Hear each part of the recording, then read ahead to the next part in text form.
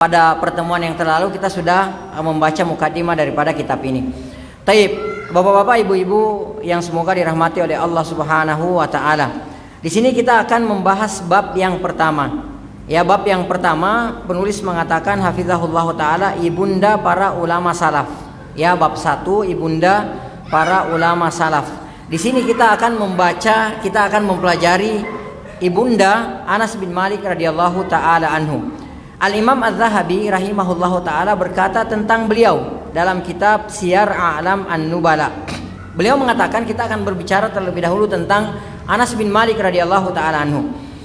Penulis hafizahullah ta'ala mengatakan, siapakah di antara kita yang tidak mengenal Anas bin Malik radhiyallahu ta'ala anhu, pembantu setia Rasulullah sallallahu alaihi wasallam dan sahabat dekat Rasulullah sallallahu alaihi wasallam. Jadi Anas bin Malik radhiyallahu taala anhu adalah salah seorang sahabat junior. Ya, Anas bin Malik radhiyallahu taala anhu adalah salah seorang sahabat junior. Ketika Rasulullah sallallahu alaihi wasallam memasuki kota Madinah, usia Anas bin Malik radhiyallahu taala anhu pada saat itu ya sekitar 8 tahun, 8 atau 9 tahun. Itu ketika pertama kali Rasulullah sallallahu alaihi wasallam memasuki kota Madinah. Saya mau tanya ke bapak-bapak dan ibu-ibu sekalian, Anas bin Malik, ya, Anas bin Malik radhiyallahu taala anhu, apakah beliau seorang sahabat muhajir atau salah seorang sahabat ansar? Beliau muhajir apa ansar? Ada yang tahu nggak? Ada yang tahu? Anas bin Malik radhiyallahu taala anhu ansar apa muhajir? Ansar. Kenapa beliau disebut sebagai sahabat ansar? Karena beliau adalah penduduk kota Madinah. Yang disebut sebagai sahabat muhajirun adalah mereka yang datang berhijrah dari kota Mekah menuju ke kota Madinah. Maka mereka disebut sebagai al-muhajirun. Adapun penduduk kota Madinah, ya penduduk kota Madinah, maka mereka disebut sebagai sahabat Ansar. Dan Anas bin Malik radhiyallahu taala anhu, beliau adalah salah seorang sahabat Ansar. Ketika Rasulullah sallallahu alaihi wasallam memasuki kota Madinah, maka usia Anas bin Malik radhiyallahu taala anhu pada saat itu baru sekitar 8 atau 9 tahun. Ya, 8 atau 9 tahun. Jadi makanya beliau radhiyallahu taala anhu disebut sebagai sahabat junior, bukan sebagai sahabat senior. Siapakah di antara kita yang tidak mengenal Anas bin Malik radhiyallahu taala anhu, pembantu setia Rasulullah sallallahu alaihi wasallam? Ya, pembantu setia Rasulullah sallallahu alaihi wasallam dan sahabat dekat Rasulullah sallallahu alaihi wasallam. Jadi Anas bin Malik radhiyallahu taala anhu itu membantu Rasulullah sallallahu alaihi wasallam sekitar 10 tahun. Nanti akan kita pelajari. Ya. Taib, Al-Imam Az-Zahabi rahimahullahu taala berkata tentang Anas bin Malik radhiyallahu taala anhu. Ini sebelum kita berbicara ibunya Anas bin Malik radhiyallahu taala anhu, maka kita terlebih dahulu ya diajak oleh penulis untuk mengetahui sekilas ya biografi tentang Anas bin Malik radhiyallahu taala anhu. Taib, Al-Imam Az-Zahabi rahimahullahu taala berkata tentang beliau dalam kitab Siyar A'lam An-Nubala. Beliau mengatakan Anas bin Malik huwa al-imam. Beliau adalah seorang imam, al-mufti. Anas bin Malik radhiyallahu taala anhu adalah seorang mufti, al-muqri. Anas bin Malik radhiyallahu taala anhu adalah seorang qari, ya, seorang pembaca Al-Qur'an yang handal. Ya, al-muhaddits. Beliau radhiyallahu taala anhu adalah al-muhaddits, orang yang banyak meriwayatkan hadis. Ya, kemudian Abu Hamzah Al-Ansari Al-Khazraji An-Najjari Al-Madani. Beliau kunyanya adalah Abu Hamzah. Ya, jadi namanya Anas bin Malik radhiyallahu taala anhu, kunyanya adalah Abu Hamzah. Ya, kunya itu kalau laki-laki Abu, kalau perempuan itu Ummu. Ya, dan Abu dan Ummu ini adalah kunya yang sunnah yang sudah banyak ditinggalkan oleh kita pada saat ini. Ya. Nah, itu sunnah. Salah satu sunnah Rasulullah sallallahu alaihi wasallam adalah seorang laki-laki berkunya, ya, seorang perempuan juga berkunya. Walaupun ya laki-laki tersebut atau perempuan tersebut belum punya anak, tidak punya anak, ya, ataupun dia tidak mempunyai anak laki-laki, maka disunnahkan untuk berkunya. Ya. Jadi kalau misalnya nama kita Abdullah, kita dipanggil Abu Abdullah. Abu Abdullah itu namanya kunya. Ya, kemudian istri kita ya namanya Ummu Abdillah, kan seperti itu. Nah, kunyah ini sekali lagi bahwa adalah sunnah yang sudah mulai ditinggalkan oleh kita pada saat ini. Ya. Nah, perhatikan istri Rasulullah sallallahu alaihi wasallam, Ummul Mukminin Aisyah radhiyallahu taala anha, itu beliau tidak mempunyai anak. Aisyah radhiyallahu taala anha itu tidak mempunyai anak. Akan tetapi beliau kunyanya adalah Ummu Abdillah, ibunya Abdullah. Itu Aisyah radhiyallahu taala anha. Jadi beliau berkunya apa? Ummu Abdillah. Jadi kalau dipanggil oleh kaum muslimin biasanya di samping dipanggil sebagai Ummul Mukminin juga Ummu Abdillah, ya. Dan Rasulullah sallallahu alaihi wasallam juga kadang-kadang memanggil beliau dengan Ummu Abdillah. Yang memberikan kunyah ini siapa? Yang memberikan kunyah ini adalah Rasulullah sallallahu alaihi wasallam. Jadi tidak mesti ya harus punya anak terlebih dahulu atau harus punya anak laki-laki baru kita berkunyah, enggak. Ya, kalau misalnya anak kita perempuan, maka kita berkunyah dengan anak perempuan kita tersebut, dengan nama anak perempuan kita tersebut. Ya, sekali lagi, sebisa mungkin kita semua memakai kunyah. Ya, Abu Abdillah kalau anaknya Abdullah, atau Ummu Abdillah, atau siapalah. Ya, terserah kalau misalnya kita tidak punya anak. Taib. Anas bin Malik radhiyallahu taala anhu kunyahnya adalah Abu Hamzah. Ya, Abu Hamzah. Kemudian beliau adalah Al-Ansari. Beliau dinisbatkan, disandarkan kepada kaum Ansar. Jadi Al-Ansari, Al-Khazraji. Beliau Ansar dari suku Khazraj. Karena suku Ansar itu terbagi dua. Ya, suku Ansar itu terbagi menjadi dua suku besar. Yang pertama suku Aus, kemudian yang kedua ya Al-Khazraj. Ya, dan Anas bin Malik radhiyallahu taala anhu dari suku Khazraj. Kemudian An-Najjari, sukunya beliau adalah An-Najjari Al-Madani. Kenapa disebut sebagai Al-Madani? Karena beliau radhiyallahu taala anhu adalah penduduk kota Madinah. Taib, kita lanjutkan. Adalah Anas bin Malik radhiyallahu taala anhu satu dari 7 sahabat Rasulullah sallallahu alaihi wasallam yang paling banyak meriwayatkan hadis dari Rasulullah sallallahu alaihi wasallam. Dan beliau radhiyallahu taala anhu adalah sahabat terakhir yang wafat di Basrah setelah berumur lebih dari 100 tahun. Jadi Masya Allah, umur beliau radhiyallahu ta'ala anhu itu lebih dari 100 tahun. Beliau adalah salah seorang sahabat yang paling banyak meriwayatkan hadis yang datang dari Rasulullah sallallahu alaihi wasallam. Saya mau tanya bapak-bapak dan ibu-ibu sekalian, mungkin pernah baca berapa hadis yang diriwayatkan oleh Anas bin Malik dari Rasulullah sallallahu alaihi wasallam? Ada yang tahu nggak? Sekitar berapa? Beliau meriwayatkan hadis dari Rasulullah sallallahu alaihi wasallam itu sekitar 2286 hadis. Ya, 2286 hadis. Ya, saya mau tanya sama bapak-bapak dan ibu-ibu sekalian, kenapa Anas bin Malik radhiyallahu taala anhu banyak meriwayatkan hadis? Ya, banyak meriwayatkan hadis dari Rasulullah sallallahu alaihi wasallam. Ada yang tahu nggak jawabannya? Ada yang tahu nggak jawabannya? Jawabannya adalah karena Anas bin Malik radhiyallahu taala anhu menjadi pembantu Rasulullah sallallahu alaihi wasallam dari usia berapa? Dari usia 9 tahun. Anas bin Malik radhiyallahu taala anhu menjadi pembantu Rasulullah sallallahu alaihi wasallam itu sekitar 10 tahun. Sampai Rasulullah sallallahu alaihi wasallam wafat. Mulai dari masuknya Rasulullah sallallahu alaihi wasallam ke kota Madinah sampai Rasulullah sallallahu alaihi wasallam wafat, Anas bin Malik radhiyallahu taala anhu menjadi pembantu Rasulullah sallallahu alaihi wasallam. Itulah kenapa Anas bin Malik radhiyallahu taala anhu banyak meriwayatkan hadis dari Rasulullah sallallahu alaihi wasallam sekitar 2286 hadis, ya. Dan di sinilah nanti kita lihat bagaimana kecerdasan seorang Ummu Sulaim, ya, ibunya Anas bin Malik radhiyallahu taala anhu yang menyerahkan begitu Rasulullah sallallahu alaihi wasallam memasuki kota Madinah, maka ibunya Anas bin Malik radhiyallahu taala anhu datang menghadap kepada Rasulullah sallallahu alaihi wasallam, lalu kemudian menyerahkan Anas bin Malik kepada Rasulullah sallallahu alaihi wasallam untuk menjadi pembantu Rasulullah sallallahu alaihi wasallam. Di sini kita lihat bagaimana kecerdasan seorang ibu yang bernama Ummu Sulaim, yang mana beliau radhiyallahu taala anha, ibunya Anas bin Malik, menangkap momen yang sangat luar biasa ini. Di saat para sahabat yang lainnya membawakan hadiah kepada Rasulullah sallallahu alaihi wasallam dengan berbagai macam hadiah, nanti akan kita ceritakan, ibunya Anas bin Malik radhiyallahu taala anhu menghadap kepada Rasulullah sallallahu alaihi wasallam, lalu kemudian beliau mengatakan bahwa saya tidak bisa memberikan apa-apa kepada Anda wahai Rasulullah, saya hanya bisa memberikan seorang Anas kecil, Anas bin Malik radhiyallahu taala anhu, untuk membantu engkau.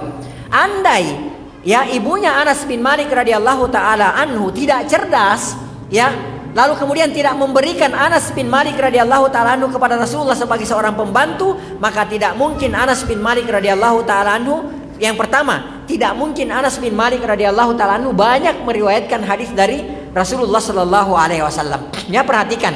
Ya, jadi hadis yang kita baca yang melalui Anas bin Malik radhiyallahu taala anhu dari Rasulullah sallallahu alaihi wasallam.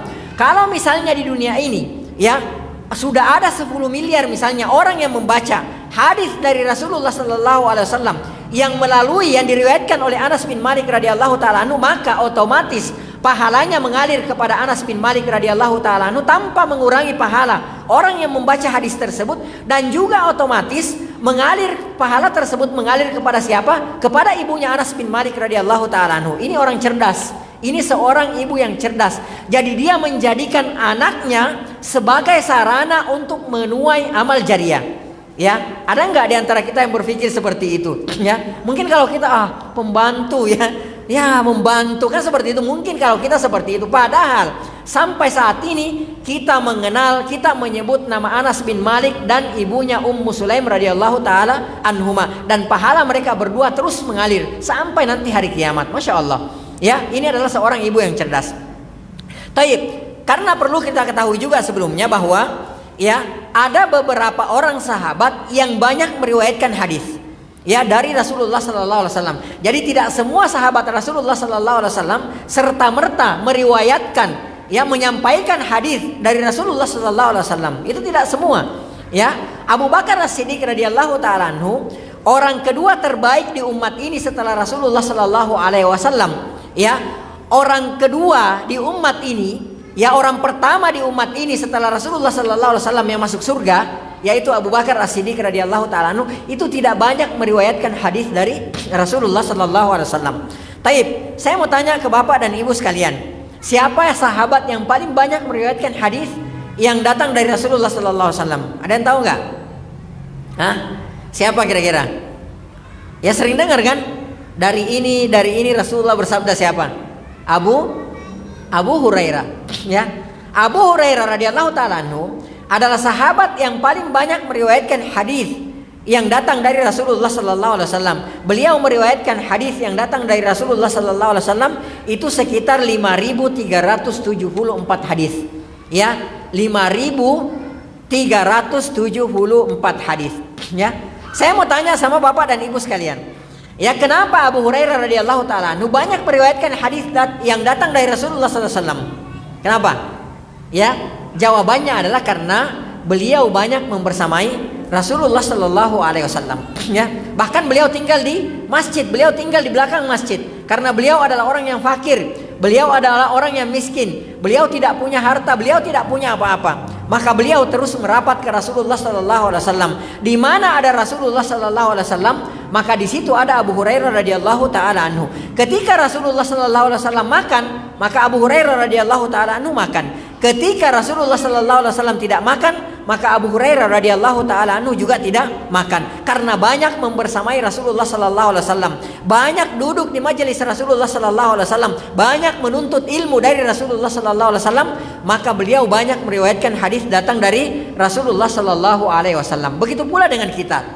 Ketika kita banyak bermuamalah, banyak duduk di majelis ilmu, banyak duduk bersama dengan para guru-guru kita, maka otomatis kita akan lebih banyak mengetahui daripada yang lainnya.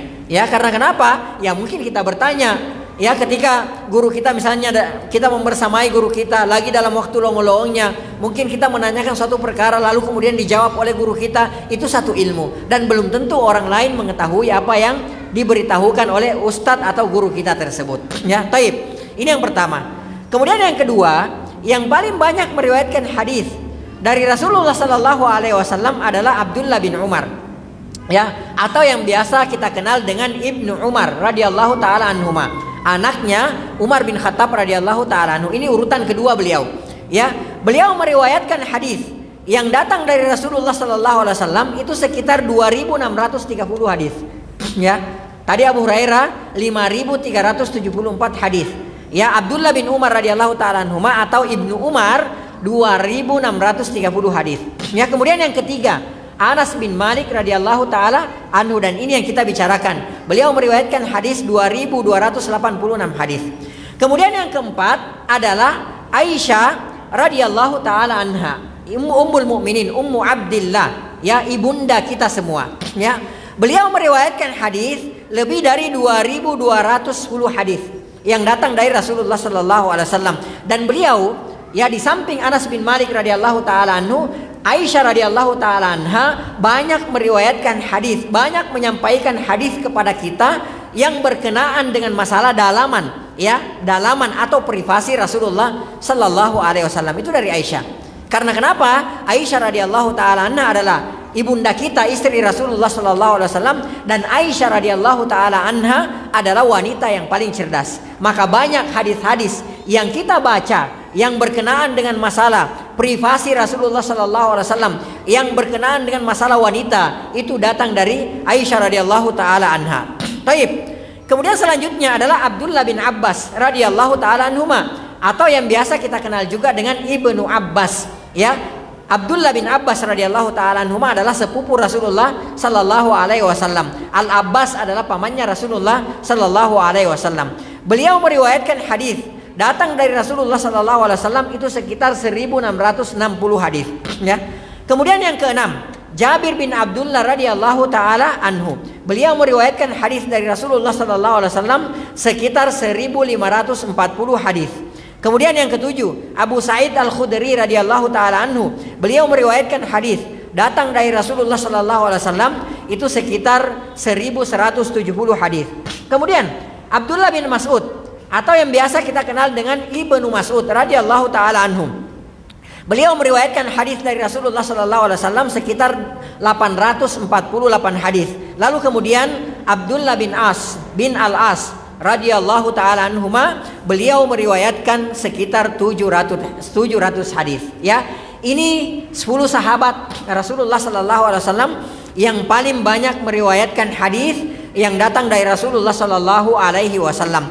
Dan yang menempati urutan ketiga yang paling banyak meriwayatkan hadis yang datang dari Rasulullah sallallahu alaihi wasallam adalah sahabat mulia Anas bin Malik radhiyallahu taala anhu, dan ini yang kita bicarakan sekarang dan ibunda beliau radhiyallahu taala anhu akan kita bicarakan. 6. Taib. Kata penulis di sini hafizahullah taala, beliau mengatakan ibarat perguruan tinggi, ya. Anas bin Malik radhiyallahu taala anhu telah banyak meluluskan ulama-ulama hebat dalam sejarah, ya. Jadi beliau radhiyallahu taala anhu mempunyai banyak murid, ya. Anas bin Malik radhiyallahu taala anhu itu mempunyai banyak murid. Nah, murid-murid beliau inilah yang juga terkenal sampai pada hari ini, ya. Nah, murid-murid beliau ini disebut sebagai apa? Generasi apa? Ada yang tahu nggak? Murid-muridnya Anas bin Malik itu generasi apa itu? Ya, generasi apa? Generasi tabi'in. Ya, generasi tabi'in. Karena dalam umat ini, ya, dalam umat ini ada 3 generasi terbaik. Ya, ada 3 generasi terbaik. Kata Rasulullah sallallahu alaihi wasallam, khairul quruni qarni. Ya, khairul quruni qarni. Kata Rasulullah, sebaik-baik, ya, generasi adalah generasi para sahabat. Ya, generasinya sahabat. Di antaranya generasinya Anas bin Malik radhiyallahu taala anhu. Ini generasi terbaik. Ya, bahkan kita ini semua kaum muslimin yang hidup di zaman ini tidak mungkin bisa selamat, tidak mungkin bisa masuk surga, ya, tanpa mengikuti mereka, tanpa melalui jalannya mereka, tanpa berjalan di atas manhajnya mereka. Jadi kalau ada kaum muslimin, ya, sekarang ini, ya, lalu kemudian dia berislam, ya, dia melaksanakan Islam, akan tetapi tidak berjalan di atas jalannya generasi terbaik ini, tidak berjalan di atas manhajnya para sahabat, maka dia tidak akan selamat, ya, maka dia tidak akan selamat. Dalilnya mana? Dalilnya banyak. Di antaranya, ya, Bapak dan Ibu bisa lihat dalam Al-Quran surah At-Taubah ayat 100, ya, as-sabiqunal awwalun, yang pertama kali lagi terdahulu, yang terdahulu dan yang pertama kali masuk Islam, minal muhajirin wal ansar, dari kaum muhajirin dan ansar, ya. Kaum muhajirin dan ansar ini adalah generasi sahabat, Ya, orang terdahulu lagi pertama kali masuk Islam dari golongan muhajirin, yaitu orang-orang yang berhijrah dari Makkah ke Madinah, wal ansar, dan penduduk kota Madinah. Ya, penduduk Yathrib, ya, kota Madinah kalau ketika Rasulullah sudah masuk di sana.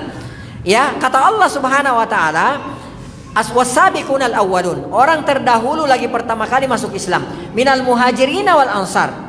Ya, walladzina tabauhum, perhatikan Allah Subhanahu wa taala berfirman walladzina tabauhum, dan yang mengikuti mereka bi ihsan dengan baik. Ya, jadi mengikuti mereka dengan baik. Ya, maka apa kata Allah Subhanahu wa taala? Radhiyallahu anhum, Allah ridho kepada mereka. Ya, jadi para sahabat, generasi pertama umat ini, generasi terbaik, yaitu generasinya para sahabat, itu sudah diberikan rekomendasi oleh Allah Subhanahu wa taala. Sudah diberikan tazkiyah, sudah diberikan rekomendasi, sudah direkomendasikan oleh Allah Subhanahu wa taala langsung dari atas langit ketujuh. Mereka sudah distempel keridhaan oleh Allah Subhanahu wa taala. Ya. Nah, maka ketika kita tidak mengikuti mereka, yaitu orang-orang yang sudah dijamin keridhaan oleh Allah Subhanahu wa taala, enggak mungkin kita selamat. Ya. Nah, kata Allah Subhanahu wa taala walladzina tabauhum, dan orang-orang yang mengikuti mereka dengan baik. Ya, nah termasuk kita semua ini. Kalau kita mau diridhoi oleh Allah Subhanahu wa taala, kalau kita hendak mendapatkan keridhaan dari Allah Subhanahu wa taala, maka apa yang kita lakukan? Ikuti mereka dengan sebaik-baiknya. Walladzina tabauhum, dan orang-orang yang mengikuti mereka para sahabat bi ihsan dengan sebaik-baiknya. Radhiyallahu anhum, mereka diridhoi oleh Allah Subhanahu wa taala, wa radu anhu, dan mereka juga ridho kepada Allah Subhanahu wa taala.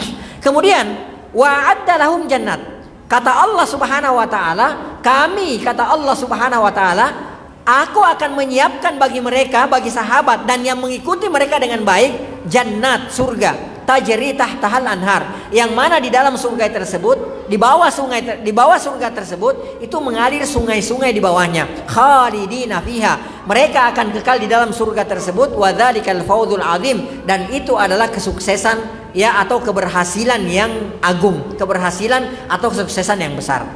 Ya, jadi ini diantara dalilnya bahwa kita ini kaum muslimin, ya, yang hidup setelah sahabat, kita harus mengikuti mereka dengan sebaik-baiknya.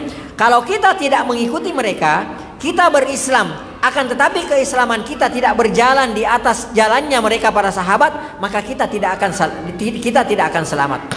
Allah Subhanahu wa taala juga berfirman, "Wa man yusyakikir rasul", barang siapa yang menentang Rasulullah sallallahu alaihi wasallam, mim ba'di ma tabayyana lahul huda, setelah nampak bagi mereka kebenaran, wa yattabi ghaira sabilil mu'minin, lalu kemudian mereka mengikuti jalan selain jalannya para sahabat, nuwallihi ma tawalla, maka kami akan sesatkan mereka dengan kesesatan yang selama ini sudah menguasai mereka. Jadi ingat, kalau orang tidak mengikuti jalannya para sahabat, maka Allah akan bikin mereka tersesat dengan kesesatan yang akan menguasai mereka. Ya, ini yang pertama. Ya, jadi kalau ada kaum muslimin yang tidak berjalan di atas manhajnya para sahabat, tidak mengikuti cara berislamnya para sahabat, mereka akan disesatkan oleh Allah Subhanahu wa taala. Yang pertama. Yang kedua, dan ini wa na'udzubillah, ini yang paling menyeramkan. Wa nuslihi jahannam, Allah Subhanahu wa taala akan memasukkan mereka ke dalam neraka jahanam.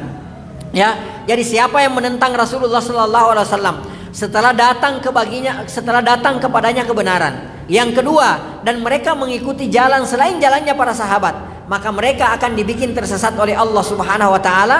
Mereka akan dikuasakan kepada mereka kesesatan oleh Allah Subhanahu wa taala, dan mereka akan dimasukkan ke dalam neraka jahanam. Wa na'udzubillahi min dzalik. Ya, ini generasi pertama, generasi sahabat, generasinya Anas bin Malik radhiyallahu taala anhu. Kemudian, ya, setelah generasi sahabat, kata Rasulullah, wa khairul quruni qarni, sebaik-baik masa, ya, generasi adalah generasiku, generasinya para sahabat. Yang kedua, tsummal ladzina yalunahum, kemudian generasi yang datang setelah mereka. Siapa mereka itu? Mereka adalah tabi'in, juga direkomendasikan oleh Allah Subhanahu wa taala. Ya, direkomendasikan, ditazkiyah, diberikan rekomendasi oleh Allah Subhanahu wa taala untuk kita berjalan di atas jalannya mereka. Nah, generasi tabi'in ini, ya, ini adalah generasi yang hidup setelah para sahabat, ya, murid-muridnya para sahabat. Nah, murid-muridnya Anas bin Malik radhiyallahu taala anhu, mereka disebut sebagai tabi'in. Nah, di sini kata penulis hafizahullah taala, Ibarat perguruan tinggi, Anas bin Malik radhiyallahu taala anhu telah banyak meluruskan ulama-ulama hebat dalam sejarah. Sebut saja misalnya Hasan Al-Basri. Siapa di antara kita yang tidak mengenal Al-Hasan Al-Basri rahimahullahu taala? Beliau adalah pentolannya tabi'in. Beliau adalah tokohnya tabi'in. Beliau adalah ulamanya para tabi'in, dan sering kita kutip pernyataan-pernyataan atau kata-kata hikmah dari beliau rahimahullahu taala. Kemudian Ibnu Sirin, ya, Ibnu Sirin adalah muridnya Anas bin Malik radhiyallahu taala anhu. Siapa yang tidak kenal Ibnu Sirin? Ya, beliau adalah muridnya Anas bin Malik. Kemudian Asy-Sya'bi, kemudian Abu Qilabah, kemudian Makhul, ya, kemudian Umar bin Abdul Aziz. Ya, termasuk muridnya beliau, muridnya Anas bin Malik radhiyallahu taala adalah siapa? Umar bin Abdul Aziz, ya. Umar bin Abdul Aziz. Dan siapa yang tidak mengenal Umar bin Abdul Aziz rahimahullahu taala? Beliau adalah orang yang sangat adil, ya. Taib. Kemudian diantaranya adalah Thabit Al-Bunani, kemudian Ibnu Syihab Az-Zuhri, kemudian Qatadah, ya, Qatadah As-Sadusi rahimahullahu taala, dan yang lain-lainnya. Jadi beliau ibaratnya, kata penulis, ibaratnya beliau itu universitas, beliau ibaratnya itu perguruan tinggi, beliau banyak, ya, mencetak, ya, ulama-ulama setelah beliau radhiyallahu taala anhu. Taib, kita lanjutkan. Sejak pertemuan pertamanya dengan Rasulullah sallallahu alaihi wasallam, Anas langsung jadi orang terdekatnya. Maksudnya menjadi orang terdekat Rasulullah sallallahu alaihi wasallam sejak pertama kali bertemu dengan Rasulullah sallallahu alaihi wasallam, ya. Namun lebih dari itu, ia seakan menjadi asisten pribadi Rasulullah sallallahu alaihi wasallam, dan tentunya sebagai asisten pribadi Rasulullah sallallahu alaihi wasallam, pastilah Rasulullah sallallahu alaihi wasallam mengkhususkan Anas bin Malik radhiyallahu taala anhu dalam masalah-masalah tertentu yang tak diketahui sahabat lainnya. Yaitu tadi, karena beliau banyak membersamai Rasulullah sallallahu alaihi wasallam, ya. Bahkan lebih dari itu, beliau adalah pembantu Rasulullah sallallahu alaihi wasallam, maka beliau banyak mengetahui perkara-perkara atau ilmu yang tidak diketahui oleh sahabat lainnya. Karena kenapa? Beliau bersinggungan langsung dengan Rasulullah sallallahu alaihi wasallam. Beliau hidup di dalam rumah Rasulullah sallallahu alaihi wasallam, di dalam rumah nubuwah. Ya, beliau hidup di bawah asuhan Rasulullah sallallahu alaihi wasallam, ya. Karenanya Anas lah yang meriwayatkan, ya, Anas lah yang meriwayatkan bahwa Rasulullah sallallahu alaihi wasallam pernah menggilir ke-9 istrinya dalam sebagian dengan sekali mandi. Ini hadis datang dari Anas bin Malik radhiyallahu taala anhu. Andai tidak melalui Anas bin Malik radhiyallahu taala anhu, andai Anas bin Malik, ya, andai ibunya Anas bin Malik tidak mewakafkan, ya, tidak memberikan Anas bin Malik radhiyallahu taala anhu kepada Rasulullah untuk menjadi seorang pembantu Rasulullah sallallahu alaihi wasallam, maka mungkin kita tidak akan mengetahui hadis ini. Ya, hadis ini yang mana menceritakan tentang privasi Rasulullah sallallahu alaihi wasallam, menceritakan tentang dalaman Rasulullah sallallahu alaihi wasallam. Sebagaimana dalam hadis yang diriwayatkan oleh Imam Bukhari dari Anas bin Malik radhiyallahu taala anhu, beliau berkata, "Anna Nabiyya sallallahu alaihi wasallam," bahwasanya Rasulullah sallallahu alaihi wasallam kana yatufu ala nisaihi bi ghuslin wahid. Ya, Rasulullah sallallahu alaihi wasallam setelah mengunjungi semua istrinya, dalam riwayat ini dikatakan ke-9 istrinya, beliau datangi satu persatu, lalu kemudian Rasulullah sallallahu alaihi wasallam, ya, menggauli istrinya satu persatu, lalu kemudian kata Anas bin Malik radhiyallahu taala anhu, bi ghuslin wahid, dengan sekali mandi. Ya, artinya setelah mendatangi ke-9 istrinya, lalu kemudian Rasulullah sallallahu alaihi wasallam menggauli istrinya satu persatu, Rasulullah sallallahu alaihi wasallam hanya mandi junub sekali saja. Ya, dan riwayat ini sampai kepada kita melalui Anas bin Malik radhiyallahu taala anhu. Taib, beliau mengatakan, anna Nabiyullah sallallahu alaihi wasallam, bahwasanya Nabi Allah Subhanahu wa taala, bahwasanya Rasulullah sallallahu alaihi wasallam kana yatufu ala nisa'i fil lailatil wahidah. Ya, Rasulullah sallallahu alaihi wasallam mengelilingi, mengunjungi seluruh istrinya, ya, fil lailatil wahidah, dalam satu malam, walahu yauma idzin tis'u niswa, dan pada saat itu Rasulullah sallallahu alaihi wasallam memiliki 9 istri. Jadi Masya Allah, ya, itu sekali didatangi oleh Rasulullah sallallahu alaihi wasallam dan mereka digauli oleh Rasulullah sallallahu alaihi wasallam, lalu kemudian Rasulullah sallallahu alaihi wasallam mandi junub dengan satu kali mandi. Ya, dan ini sekali lagi hadis ini sampai ke kita melalui Anas bin Malik radhiyallahu taala anhu, diriwayatkan oleh Anas bin Malik radhiyallahu taala anhu. Taib. Kemudian kata penulis hafizahullah taala, Anas bin Malik radhiyallahu taala anhu adalah sahabat yang beruntung berkat doa Rasulullah sallallahu alaihi wasallam. Beliau sallallahu alaihi wasallam berdoa, "Ya Allah, perbanyaklah harta dan keturunannya serta panjangkanlah usianya." Ya, jadi Anas bin Malik radhiyallahu taala anhu adalah salah seorang sahabat yang langsung didoakan oleh Rasulullah sallallahu alaihi wasallam. Ya, dan kita tahu semua bahwa seluruh sahabat yang pernah didoakan oleh Rasulullah sallallahu alaihi wasallam, maka semuanya terbukti langsung dikabulkan oleh Allah Subhanahu wa taala. Ya. Contohnya misalnya siapa? Contohnya adalah Abdurrahman bin Auf. Ya, di antara sahabat yang langsung didoakan oleh Rasulullah sallallahu alaihi wasallam adalah siapa? Abdurrahman bin Auf radhiyallahu taala anhu. Tahukah kita, Abdurrahman bin Auf radhiyallahu taala anhu ketika beliau meninggalkan kota Makkah menuju kota Madinah dalam rangka hijrah, ya, Abdurrahman bin Auf adalah orang yang sangat kaya, tajir beliau itu di kota Makkah. Akan tetapi ketika beliau berhijrah, itu beliau tidak membawa hartanya sama sekali karena ditahan oleh orang-orang kafir Quraisy. Ya, ditahan oleh orang-orang kafir Quraisy. Maka beliau ketika berhijrah hanya membawa pakaian yang melekat di badannya saja. Cuma itu yang dibawa oleh Abdurrahman bin Auf.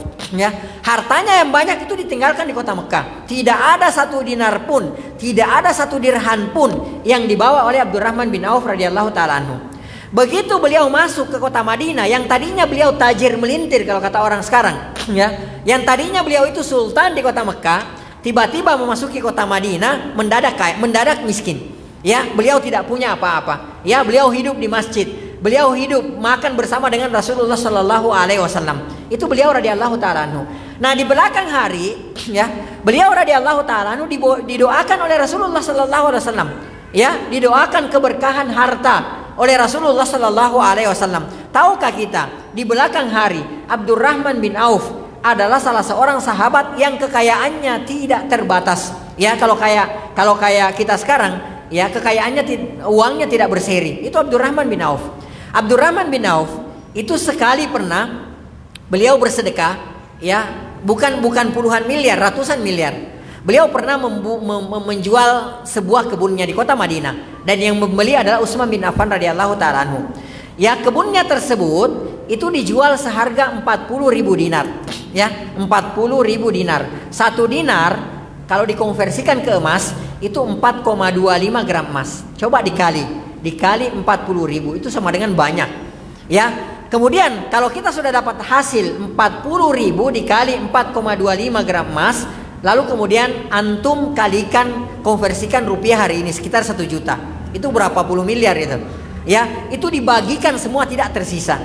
Tidak tersisa. Bahkan kata para ahli sejarah, semua penduduk kota Madinah itu mendapatkan, yang fakir, yang miskin sebagai sedekah, yang kaya sebagai hadiah. Tidak ada, semua dibagikan. Begitu tanah tersebut sudah dijual, ya, seharga 40.000 dinar, maka seluruh penjualannya itu dibagikan kepada penduduk kota Madinah. Ya.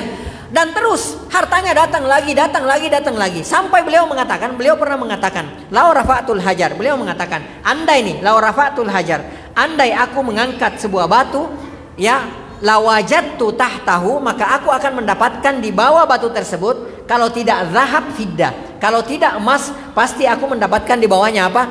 Perak. Itu saking gampangnya beliau mendapatkan harta. Ya, beda kayak kita angkat batu, kita dapat di bawahnya kalau nggak cacing kecoa, gitu kan, seperti itu. Itu kita.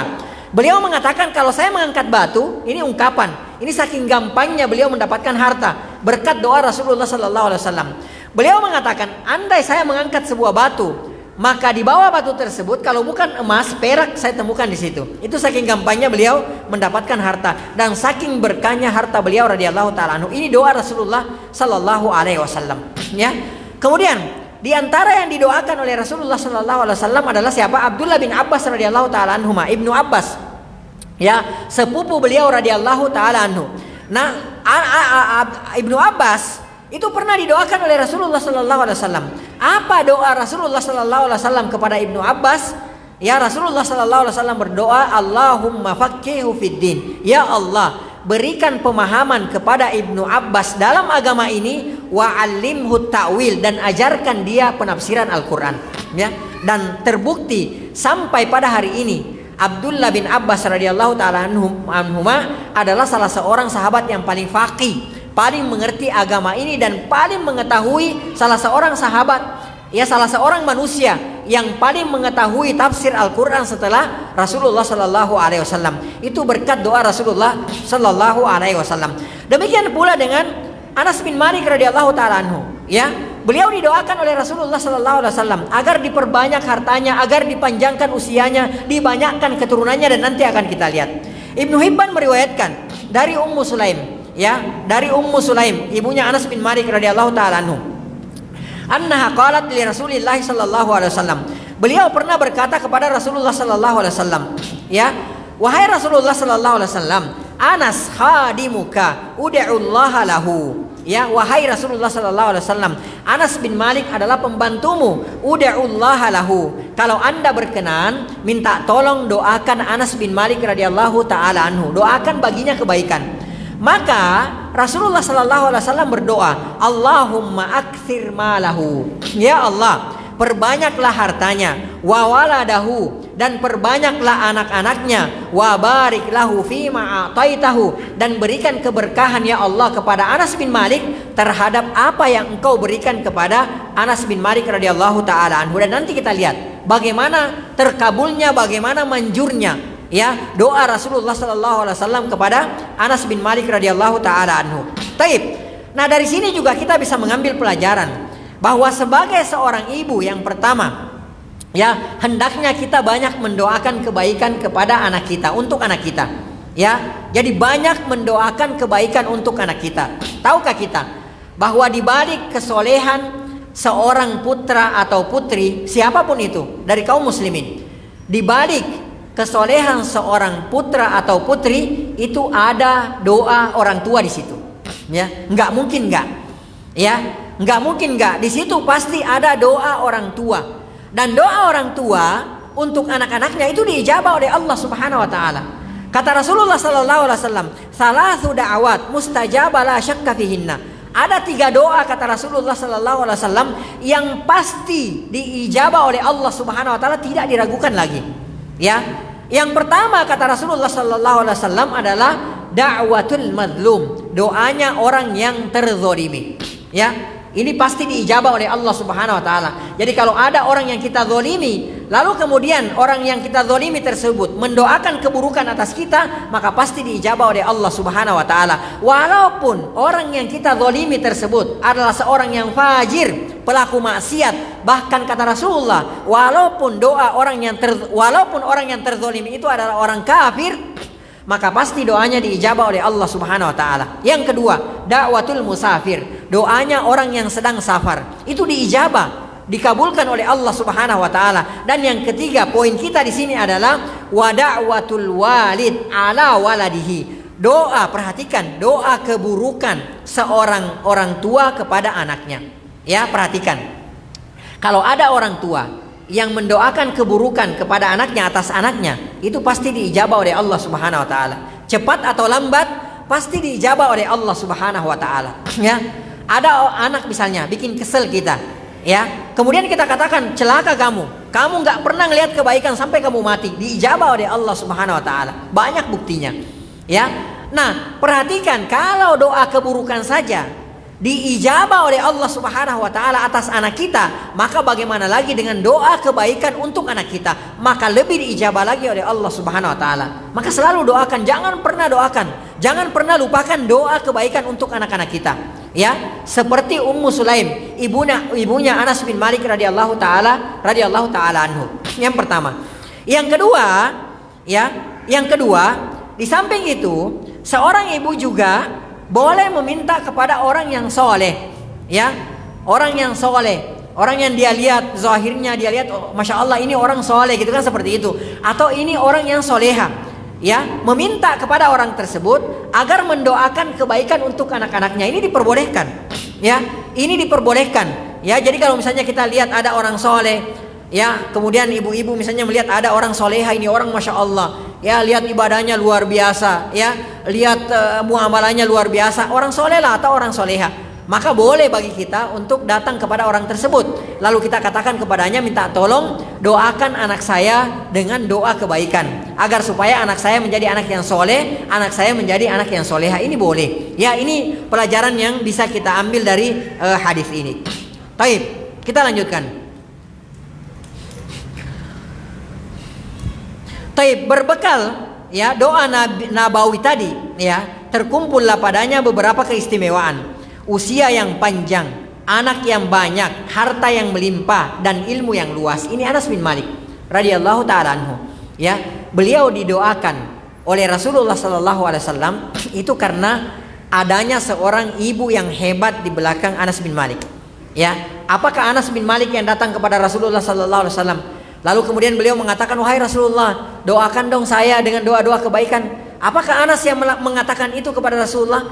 Apakah Anas ya yang meminta itu kepada Rasulullah SAW? Bukan. Yang meminta itu ibunya Anas bin Malik radhiyallahu taala anhu kepada Rasulullah sallallahu alaihi wasallam.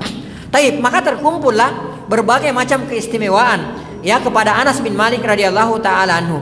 Beliau diberikan usia yang panjang, ya. Beliau ya diberikan anak yang banyak. Kemudian harta yang melimpah dan ilmu yang luas. Ini semua karena doa Rasulullah sallallahu alaihi wasallam. Konon kata penulis, hafizahullah taala, usianya mencapai 103 tahun. Anak keturunannya mencapai ratusan orang. Ya, ada di antara kita yang keturunannya sampai ratusan orang, puluhan aja itu jarang. Ya, mungkin ada 1-2 orang. Apalagi sampai ratusan orang. Anak keturunan Anas bin Malik itu sampai ratusan orang. Ya, kita punya 2 anak aja sudah kapok gitu. Enggak, saya udah kapok, nggak mau lagi ngelahirin. Ya, saya pernah dengar ada perempuan pertama kali ngelahirin, nikah, ya setahun kemudian melahirkan. Setelah itu dia mengatakan, saya sudah kapok untuk melahirkan. Anas, perhatikan, Anas bin Malik radhiyallahu taala anhu itu keturunannya bukan puluhan, ratusan orang. Ya, ratusan orang. Bahkan menurut penuturan salah seorang putrinya yang bernama Umaina, sejak ayahnya berketurunan sampai setibanya Hajjaj bin Yusuf di Basra, sudah 129 orang dari anak cucunya yang dimakamkan. Insyaallah. Ya, jadi beliau, saya pernah baca sejarah, beliau memakamkan anak dan cucunya itu dengan tangannya sendiri, itu lebih dari 50 orang anak cucu. Ya, yang beliau makamkan sendiri. Ya, taib. Kemudian penulis mengatakan tentang kekayaannya, diriwayatkan bahwa Anas radhiyallahu taala anhu itu memiliki sebuah kebun, ya. Sebagaimana hadis yang datang dari ya Imam At-Tirmidzi rahimahullahu taala, beliau meriwayatkan, wa kana lahu bustanun ya yahmilu fis sanati al-faqihata marratain. Anas radhiyallahu taala anhu, beliau mempunyai sebuah kebun. Yang mana kebunnya Anas bin Malik ini radhiyallahu taala anhu dalam setahun itu bisa berbuah sampai 2 kali. Ya, kalau kebunnya orang lain itu biasanya berbuah maksimal, itu pun kalau berbuah itu hanya 1 kali setahun. Ya, hanya 1 kali setahun. Kebunnya Anas bin Malik radhiyallahu taala anhu sebagaimana yang diriwayatkan oleh Imam At-Tirmidzi, wa kana lahu bustanun yahmilu fis sanatil faqihata marratain. Kebunnya Anas bin Malik itu berbuah sampai 2 kali dalam setahun. Wa kana fiha raihan.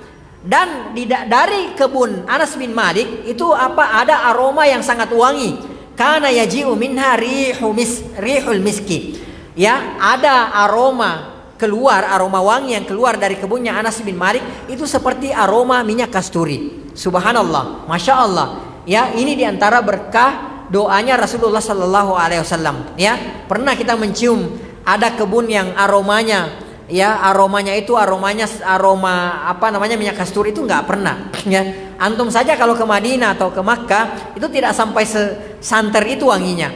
Ya, diriwayatkan bahwa dari kebun Anas bin Malik radhiyallahu taala anhu itu ada aroma minyak kasturi yang bersumber dari kebunnya Anas bin Malik radhiyallahu taala anhu. Baik, kita lanjutkan. Ya, salah seorang murid terdekat beliau yang bernama Thabit Al-Bunani rahimahullahu taala, beliau menuturkan bahwa ada seseorang yang menaksir tanah Anas bin Malik radhiyallahu taala anhu. Lalu kemudian orang itu berkata, ya, atashat arduk.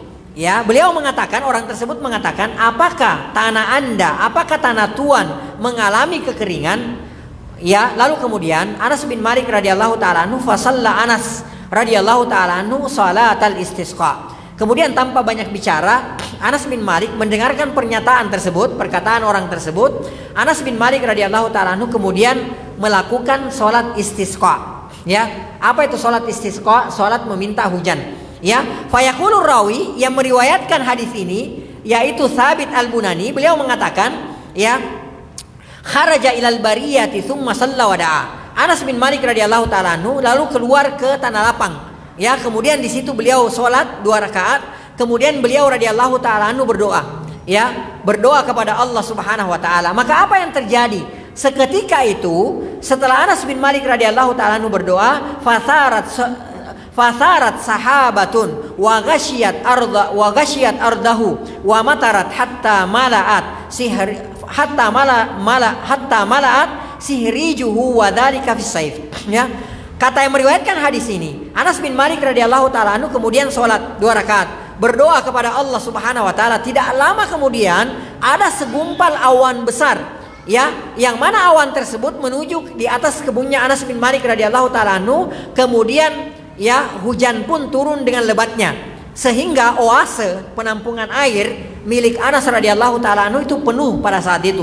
Padahal kata yang meriwayatkan hadis ini, wadzalika fis saif, pada waktu itu terjadi musim panas, ya, musim paceklik, musim musim kekeringan. Kita tahu ya, kalau saifiyah itu di Saudi itu panasnya luar biasa, ya. Saya pernah mengalami musim panas di Saudi dan itu biasanya 3 bulan, ya, saifiyah namanya, musim panas. Saya pernah mengalami itu di atas 52 derajat Celcius. Bahkan kata teman, ini kalau telur mentah ditaruh di padang pasir, tidak lama kemudian matang itu telur. Itu pada saat musim kering, pada saat musim panas. Anas bin Malik, perhatikan, Anas bin Malik keluar sholat 2 rakaat, berdoa kepada Allah Subhanahu wa taala. Tidak lama kemudian ada gumpalan awan yang menuju, arak-arak awan yang menuju di atas kebunnya Anas. Lalu kemudian hujanlah di situ. Lalu kemudian oasenya atau tempat penampungan air Anas bin Malik itu penuh, ya, padahal pada saat itu musim panas. Jadi Masya Allah, ini seorang Anas bin Malik radhiyallahu taala anhu. Taib, farsala Anas ba'da ahlihi liyara aina balagat al-matar. Kemudian Anas bin Malik menyuruh beberapa orang keluarganya untuk melihat kebunnya. Ya, coba lihat kebun di sana. Itu air hujan yang turun, itu sampai di mana batasannya? Ya, kalau kayak di sini misalnya nih, seluas Masjid Al-Huda ini, berapa meter misalnya, 1000 meter misalnya. Ya, coba lihat sampai di mana hujan ini misalnya. Ya, dia mengutus keluarganya untuk melihat. Fa idza hiya lam ta'du ardahu illa yasira. Ternyata hujan tersebut itu tidak melewati kebunnya Anas bin Malik radhiyallahu taala anhu. Ya, jadi kalau misalnya ibarat masjid ini, hanya di atas masjid ini hujan, yang depan sana, seberang sana itu tidak hujan sama sekali. Ya, dan itu mudah bagi Allah Subhanahu wa taala. Kebun orang lain di luar tanahnya Anas bin Malik itu tidak kena hujan sama sekali. Hujan tersebut turun hanya di atas kebunnya seorang Anas bin Malik radhiyallahu taala anhu. Perhatikan, ini karena berkah doa dari Rasulullah sallallahu alaihi wasallam. Taib. Kita lanjutkan. Ya, jelas ini merupakan karamah bagi Allah, karamah Allah Subhanahu wa taala bagi Anas bin Malik radhiyallahu taala anhu. Dan kisah ini benar adanya karena diriwayatkan dari 2 jalur yang berbeda dan keduanya sahih sebagaimana yang dinyatakan oleh Az-Zahabi dalam siyarnya. Jadi ini riwayat ini sahih. Jadi jangan kita ini hanya fiktif gitu kan, seperti itu. Ini mungkin dhaif riwayatnya atau bagaimana, enggak. Kata penulis Dr. Sofyan hafizahullah taala, guru kami, beliau adalah doktor hadis. Ya, beliau adalah doktor di bidang hadis. Dan beliau mengatakan di sini, jelas ini merupakan karamah Allah Subhanahu wa taala bagi Anas, dan kisah ini benar adanya karena diriwayatkan dari 2 jalur yang berbeda dan keduanya sahih. Ya, sebagaimana yang dinyatakan oleh Al-Imam Az-Zahabi dalam siyarnya. Jadi ini kisah sahih, ya. Dan memang andai kisah-kisah seperti ini datang kepada kita tidak dengan sanad yang sahih, maka mungkin kita tidak percaya. Ya, karena ini seolah-olah fiktif. Ini hanya seolah-olah dongeng sebelum tidur. Akan tetapi ini benar adanya. Ya, karena riwayat-riwayat yang datang kepada kita menunjukkan bahwa riwayat-riwayat ini adalah riwayat yang sahih. Taib.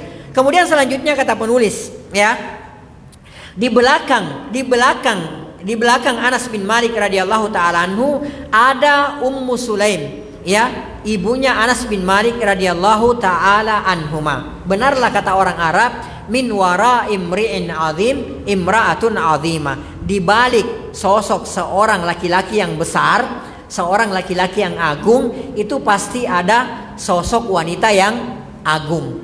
Ya, di balik ya seseorang, ya sosok agung yang besar, itu ada wanita yang agung pula di belakangnya. Ya, kalau kata pepatah kita, buah itu tidak jatuh jauh dari pohonnya. Itu pepatah kita seperti itu. Ya, dan ini benar sekali.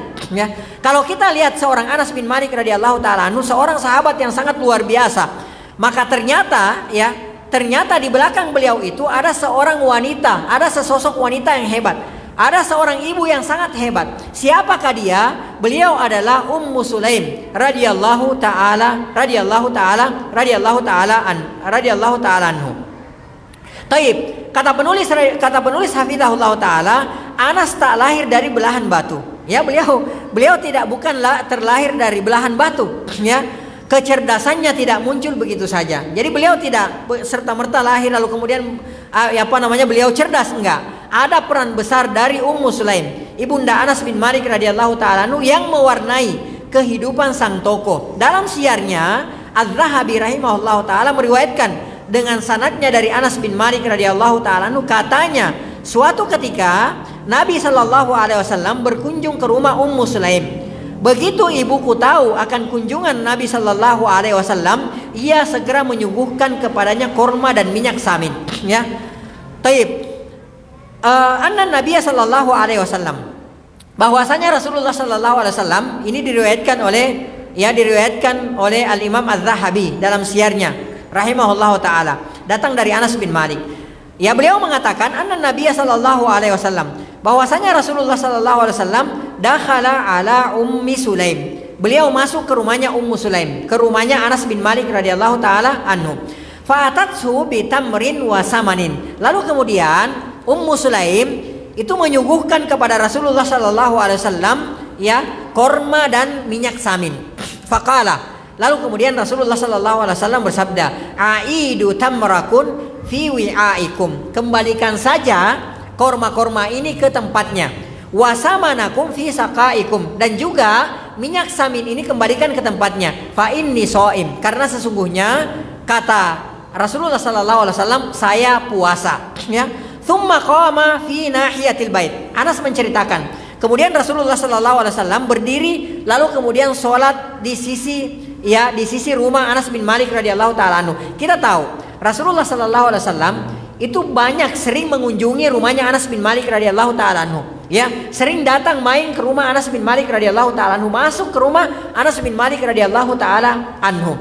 Nah, pada saat itu, ya, Ummu Sulaim ketika Rasulullah datang, beliau menyuguhkan korma dan minyak samin. Kemudian Rasulullah mengatakan, kembalikan korma dan minyak samin ini karena saya sekarang sedang berpuasa. Kemudian kata Anas, maka Rasulullah sallallahu alaihi wasallam menuju salah satu pojok rumah, fasalla bina salatan ghaira maktubah. Lalu kemudian di situ Rasulullah sallallahu alaihi wasallam melakukan salat sunnah.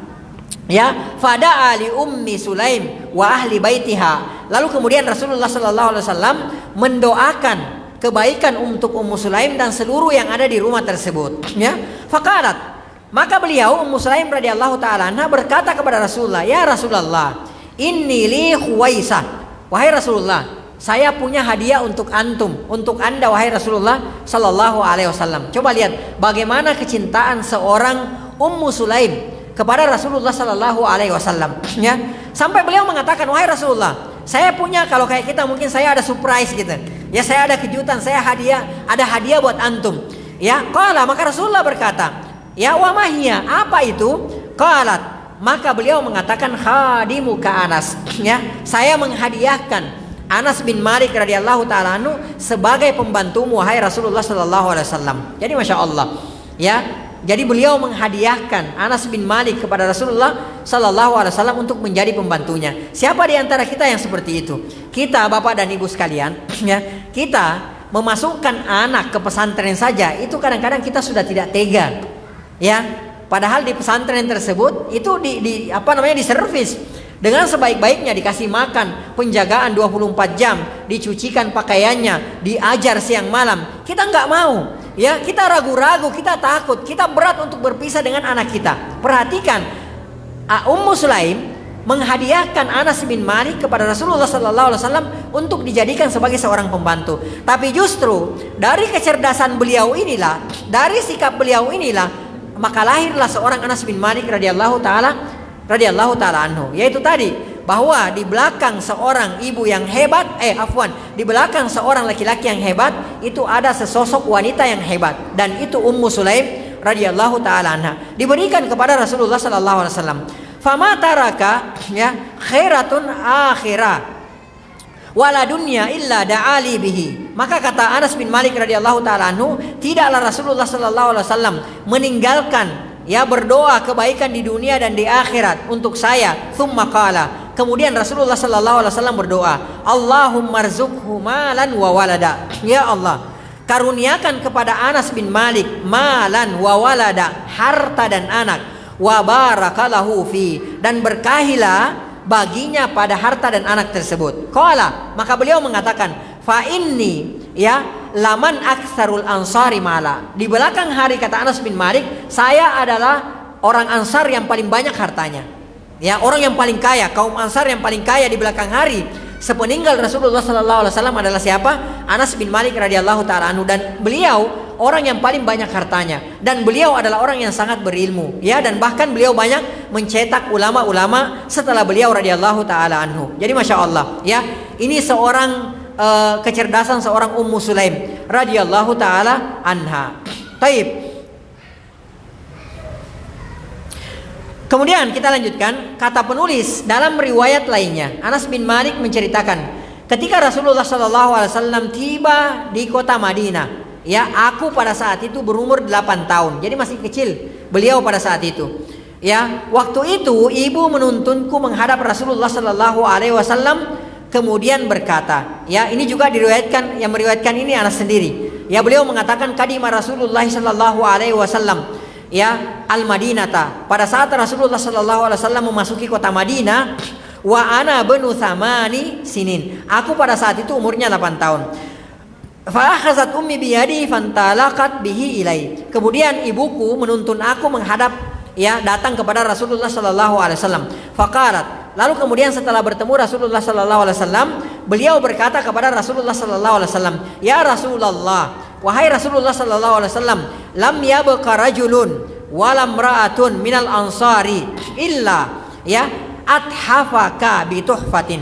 Tidak tersisa laki-laki dari kaum Ansar, perempuan dari kaum Ansar, kecuali mereka semua memberikan hadiah kepada Anda wahai Rasulullah sallallahu alaihi wasallam, dan aku tidak bisa memberikan hadiah apa-apa, ya, wa inni la aqdiru ala ma uthifuka bihi illa bani hadza, dan aku wahai Rasulullah tidak bisa memberikan hadiah apa-apa kecuali anakku ini. Fakhuzhu, maka ambillah anakku ini, ambillah Anas bin Malik radhiyallahu taala anhu, falyahdum kama badalaka, maka dia akan melayani Anda, dia akan menjadi pembantu Anda. Silahkan perintahkan kapanpun yang Anda mau, silahkan jadikan perintahkan apa yang Anda mau perintahkan kepada Anas bin Malik radhiyallahu taala anhu kapanpun Anda mau. Ya, qala, maka beliau berkata, fa khadamtuhu 10 sinin, maka aku pun, kata Anas bin Malik radhiyallahu taala anhu, menjadi pembantu Rasulullah sallallahu alaihi wasallam selama 10 tahun. Kemudian beliau mengatakan, fa ma darabani, ya, selama 10 tahun itu Rasulullah sallallahu alaihi wasallam tidak pernah memukul aku, wala sabbani. Rasulullah sallallahu alaihi wasallam sejak 10 tahun itu, sejak saya membantu Rasulullah sallallahu alaihi wasallam, beliau tidak pernah mencela aku, wala abasa fi wajhi, dan beliau tidak pernah bermuka masam, ya, ketika bertemu dengan aku. Ini Rasulullah sallallahu alaihi wasallam, dan Anas sendiri yang menceritakan kepada kita. Nah, akhlak Rasulullah, di antara akhlak Rasulullah sallallahu alaihi wasallam, kemuliaan, keagungan akhlak Rasulullah sallallahu alaihi wasallam yang sampai kepada kita itu diriwayatkan oleh Anas bin Malik radhiyallahu taala anhu seperti dalam hadis ini, ya. Apa yang beliau katakan? Selama 10 tahun saya membantu Rasulullah sallallahu alaihi wasallam, fama darabani, tidak pernah beliau memukul aku, wala sabbani, tidak pernah beliau mencela aku, wala abasa fi wajhi, kalau bertemu dengan aku tidak pernah beliau bermuka masam. Ada di antara kita yang 10 tahun bergaul dengan orang, nggak pernah mukul orang. Pertama, tidak pernah mencela orang. Lalu kemudian tidak pernah bermuka masam, tidak pernah kusut mukanya kalau ketemu orang. Itu nggak ada, mustahil. Dan ini Rasulullah Sallallahu Alaihi Wasallam. Dan ini yang menceritakan kepada kita adalah Anas bin Malik radhiyallahu taala anhu. Bayangkan kita, Bu, bapak dan ibu sekalian, kita 1 bulan bergaul dengan orang saja, itu sudah kelihatan sifatnya. Ini suka mukul orang, ini suka mencela orang, ini kalau ketemu orang mukanya kusut, ya kan? Nggak pernah berseri mukanya kalau ketemu orang. Setiap ketemu orang mukanya kusut, ya. Bukannya tersenyum, malah dia ngasih orang muka yang kusut, kan seperti itu. Itu kalau kita. Rasulullah Sallallahu Alaihi Wasallam selama 10 tahun, kata Anas bin Malik, tidak pernah mencela beliau, tidak pernah memukul beliau, dan tidak pernah bermuka masam ketika bertemu dengan beliau radhiyallahu taala anhu. Taib, kita lanjutkan.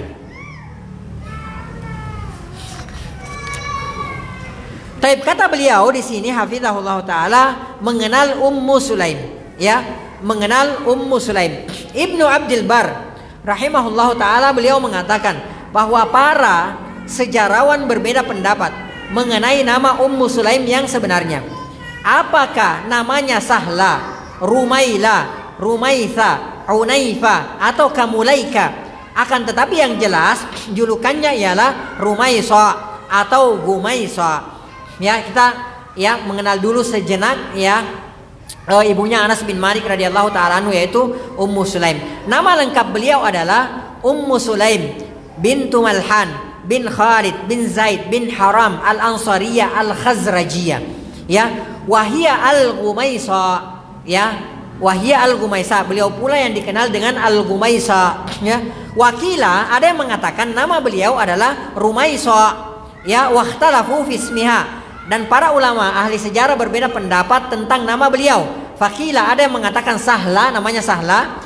Wakila, ada yang mengatakan Rumaila. Wakila, ada yang mengatakan Rumaitha. Kemudian wakila Unaifa, ada yang mengatakan nama beliau adalah Unaifa, ya. Qala al-Hafidz, berkata al-Hafidz rahimahullah taala, war Rumaisa, kenapa beliau diberikan gelar ar-Rumaisa? Bitasghir sifatul laha li ramsin kana bi ainiha. Ya, beliau dinamai Rumaisa itu karena beliau mempunyai kayak semacam bintik hitam di matanya, kayak tai lalat di dalam di atas mata putihnya, sehingga beliau disebut sebagai Rumaisa, ya. Taib, ini diantara namanya Ummu Sulaim radhiyallahu taala anha. Taib, kita lanjutkan. Kemudian kata penulis, beliau termasuk salah satu wanita penghuni surga, sebagaimana yang tersirat dalam hadis Rasulullah Sallallahu Alaihi Wasallam. Ya, jadi Ummu Sulaim itu adalah salah seorang sahabat yang dijamin surga oleh Rasulullah Sallallahu Alaihi Wasallam. Jadi di saat jasad beliau masih berjalan di jalan utama kota Madinah, masih berjalan di lorong-lorong kota Madinah, masih bertransaksi dengan para wanita muslimah lainnya, para sahabiah lainnya, masih bermuamalah dengan para sahabiah lainnya, beliau sudah dijamin oleh Rasulullah Sallallahu Alaihi Wasallam memasuki surga Allah Subhanahu Wa Taala. Jadi sebelumnya kita harus tahu terlebih dahulu bahwa ada beberapa orang sahabat yang dijamin oleh Rasulullah Sallallahu Alaihi Wasallam memasuki surga Allah Subhanahu Wa Taala. Jadi sudah direkomendasikan oleh Allah Subhanahu Wa Taala melalui lisan Rasulullah Sallallahu Alaihi Wasallam. Itu ada beberapa orang sahabat, ada beberapa orang sahabat yang sudah dikatakan oleh Rasulullah Sallallahu Alaihi Wasallam bahwa orang ini adalah penghuni surga. Padahal jasadnya masih berjalan, jasad mereka masih berjalan di jalan utama kota Madinah, di gang-gang kota Madinah, masih sholat berjamaah dengan kaum muslimin lainnya, masih ikut berperang dengan kaum muslimin lainnya, masih bertransaksi di pasar-pasar kaum muslimin. Akan tetapi mereka sudah dijamin masuk surga oleh Rasulullah Sallallahu Alaihi Wasallam. Di antaranya dalam satu hadis, ada 10 sahabat yang dijamin surga oleh Rasulullah Sallallahu Alaihi Wasallam. Siapa itu? Ada yang tahu nggak? 10 orang sahabat ini, paling nggak bapak dan ibu sekalian, nama-nama yang seperti ini antum hafalkan, wajib antum hafalkan nama-nama yang seperti ini. 10 sahabat dijamin masuk surga. Kalau nggak bisa hafal hadisnya, hafalkan nama-namanya. Ada 10 sahabat Rasulullah Sallallahu Alaihi Wasallam yang dijamin masuk surga. Sebagaimana dalam hadis yang diriwayatkan oleh Imam Ahmad dalam musnadnya Kemudian diriwayatkan oleh Imam At-Tirmidzi dalam sunannya dari Abdurrahman bin Auf radhiyallahu taala anhu. Rasulullah sallallahu alaihi wasallam bersabda, Abu Bakar fil jannah. Yang pertama, Abu Bakar fil jannah, Abu Bakar di surga. Ini yang pertama. Yang kedua, Umar fil jannah, Umar di surga. Yang ketiga, wa Utsman fil jannah, Utsman di dalam surga. Yang keempat, wa Ali fil jannah, Ali di dalam surga. Yang kelima siapa? Talha fil jannah, Talha bin Ubaidillah fil jannah. Yang keenam siapa? Siapa yang keenam? Ya, Abdurrahman bin Auf fil jannah. Ya, yang ketujuh Sa'ad bin Abi Waqqas fil jannah. Yang kedelapan Sa'id bin Zaid fil jannah. Kemudian yang kesembilan siapa? Sa'ad bin Abi Waqqas fil jannah. Yang kesepuluh Abu Ubaidah bin Jarrah fil jannah. Ini 10 sahabat yang dijamin surga oleh Rasulullah sallallahu alaihi wasallam. Ya, akan tetapi ini dalam satu hadis, ya. Dan bukan cuma 10 sahabat ini yang disebutkan oleh Rasulullah, yang dijamin oleh Rasulullah sallallahu alaihi wasallam masuk ke dalam surga. Kadang-kadang ada yang bertanya begini, Ustadz, kenapa hanya sahabat laki-laki saja yang dijamin oleh Rasulullah sallallahu alaihi wasallam masuk ke dalam surga? Ini karena kita belum tahu. Dan banyak wanita-wanita yang dijamin oleh Rasulullah sallallahu alaihi wasallam masuk ke dalam surga. Termasuk diantaranya siapa? Termasuk diantaranya Ummu Sulaim, ibunya Anas bin Malik radhiyallahu taala anhu. Sebagaimana dalam hadis yang diriwayatkan oleh Imam Bukhari dari Jabir bin Abdullah radhiyallahu taala anhu, Rasulullah sallallahu alaihi wasallam bersabda, ya, ra'aituni dakhaltul jannah. Aku masuk surga, kata Rasulullah sallallahu alaihi wasallam. Fa idza ana bir Rumaisa. Ya, ternyata aku melihat Ar-Rumaisa, ya, imra'atu Abi Talha, ya, istrinya Abu Talha, ibunya Anas bin Malik radhiyallahu taala anhu. Jadi hadis ini, ya, hadis riwayat Imam Bukhari ini menunjukkan dalil bagi kita bahwa ada wanita yang dijamin masuk surga. Di antaranya siapa? Di antaranya Ummu Sulaim radhiyallahu taala anha, ya, ibunya Anas bin Malik radhiyallahu taala anha. Taib. Kemudian di antara wanita yang dijamin masuk surga di antaranya adalah siapa? Ya, siapa yang tahu? Siapa lagi yang dijamin masuk surga? Ya, Khadijah. Ya, kemudian siapa lagi? Fatimah. Kemudian siapa lagi? Maryam. Kemudian siapa lagi? Asia, ya, istrinya Fir'aun. Ya, 4 wanita ini adalah afdalun nisa'i ahlil jannah, kata Rasulullah. Ya, seutama-utama wanita penghuni surga, ya, yaitu Khadijah, istrinya Rasulullah sallallahu alaihi wasallam.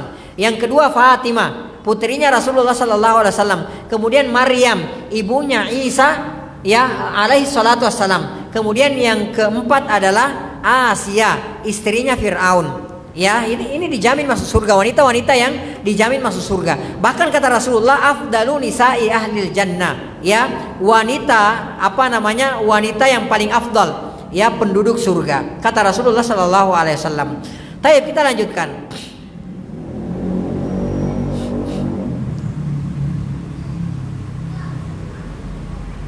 Baik, dalam hadis Anas radhiyallahu taala anhu dikatakan bahwa ketika Rasulullah sallallahu alaihi wasallam masuk ke dalam surga, beliau mendengar suara terompa seseorang.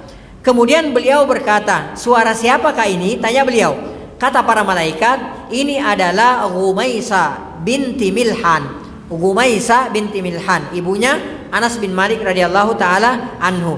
Jadi Rasulullah sallallahu alaihi wasallam itu pernah mendengarkan suara terompahnya, suara sendalnya ibunya Anas bin Malik radhiyallahu taala anhu di dalam surga. Jadi bukan hanya Bilal saja yang didengarkan suara terompahnya oleh Rasulullah sallallahu alaihi wasallam, akan tetapi beliau juga pernah mendengarkan suara terompah atau suara sandalnya, alas kakinya ibunya Anas bin Malik radhiyallahu taala anhu. Hadis ini diriwayatkan oleh Imam Muslim.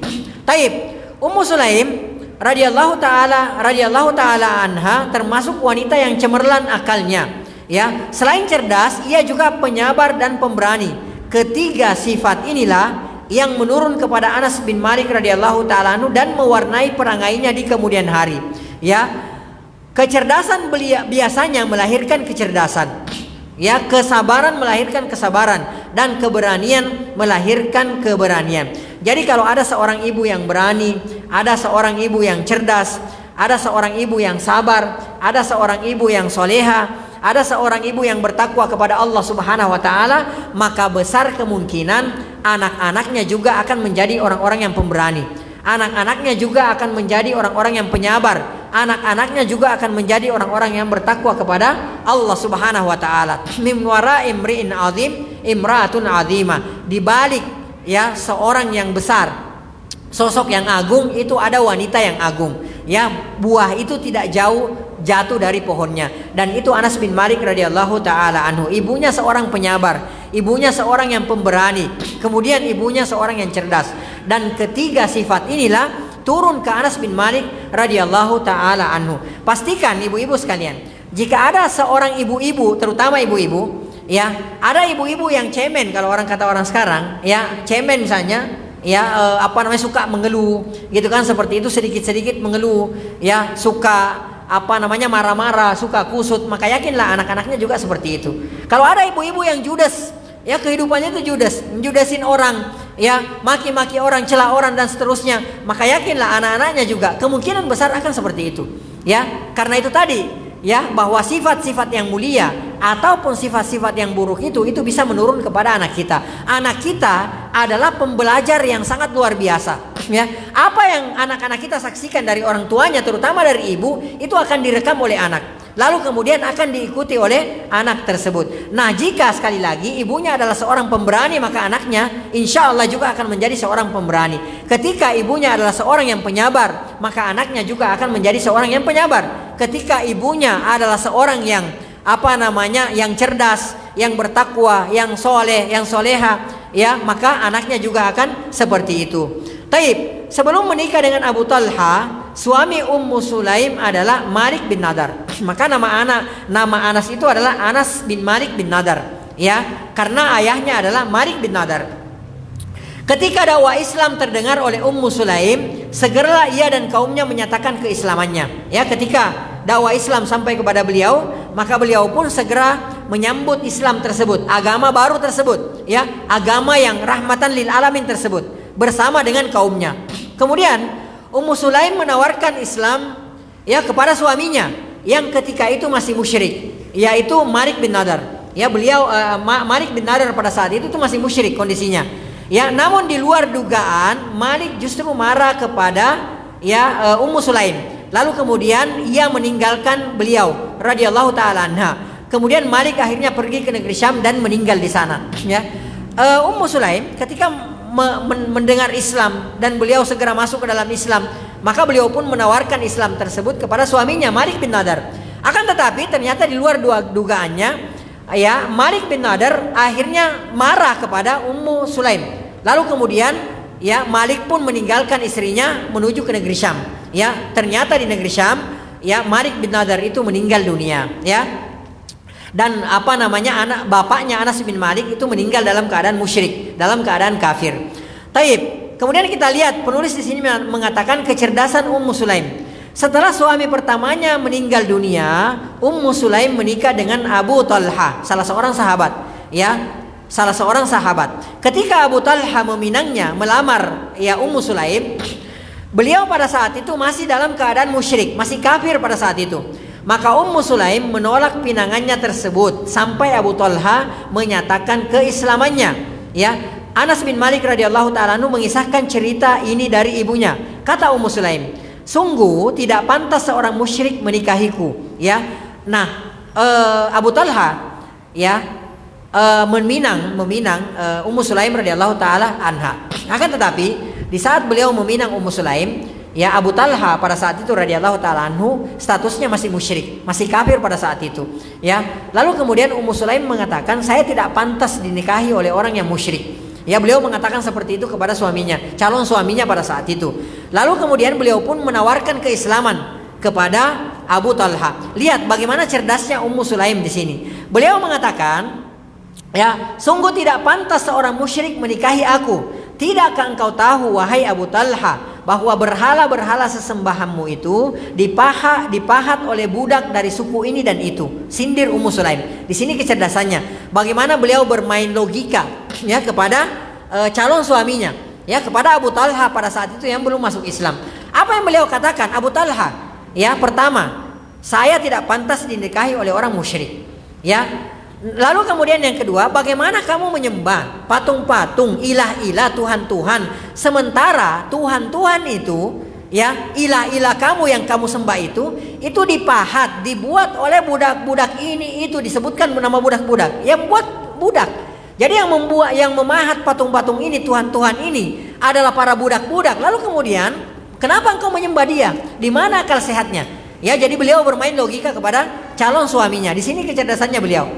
Kemudian ya, jika kau sulut dengan api, ia pun akan terbakar. Beliau mengatakan, ini apa yang kamu anggap Tuhan, yang kamu sembah, ini kalau kamu bakar, kamu sulut dengan api, dia pasti terbakar.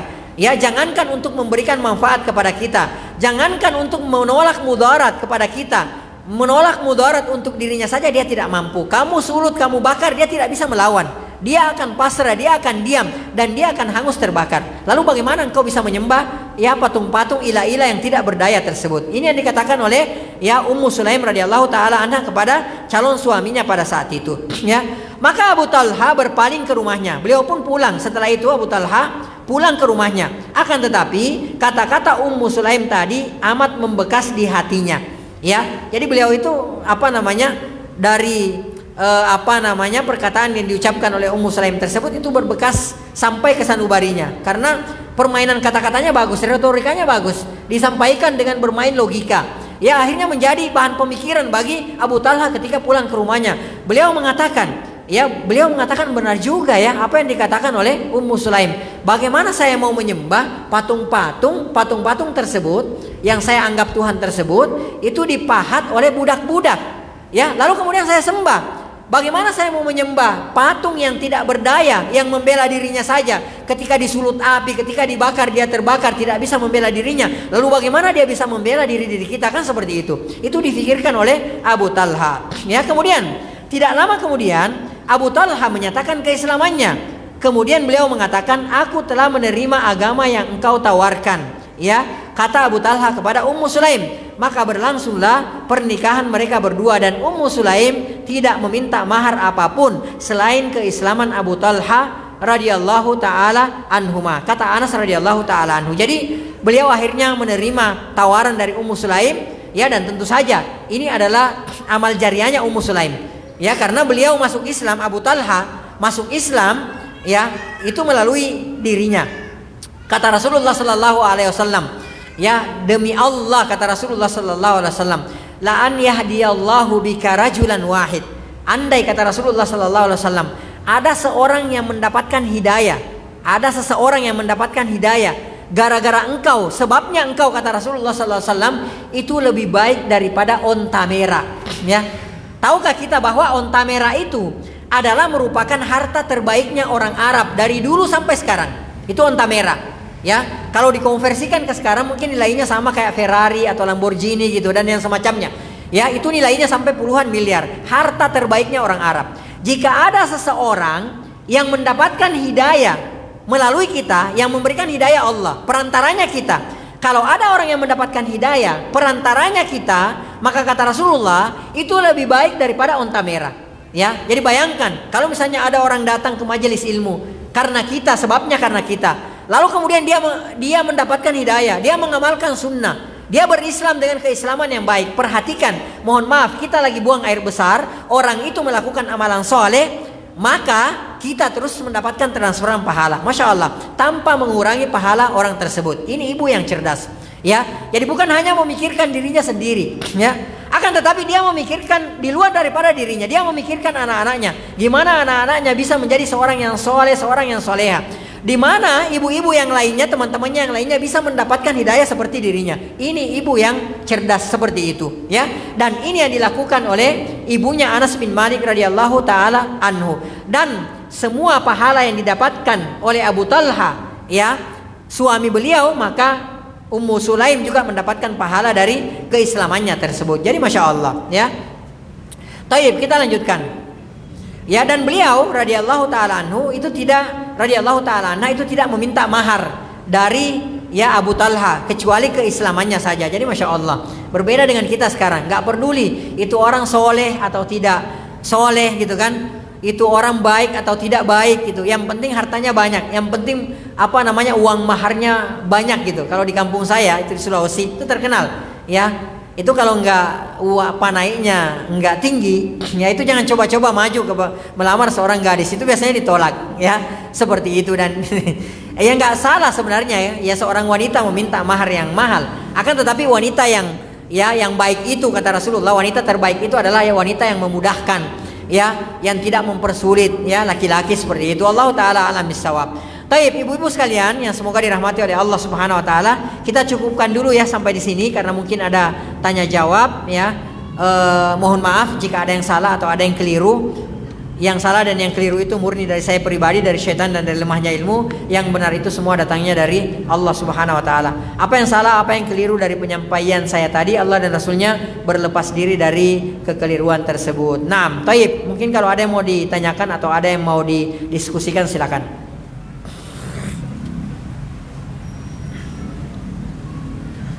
Taib, silakan kalau dari akhwat ada pertanyaan dibawa aja kertasnya ya.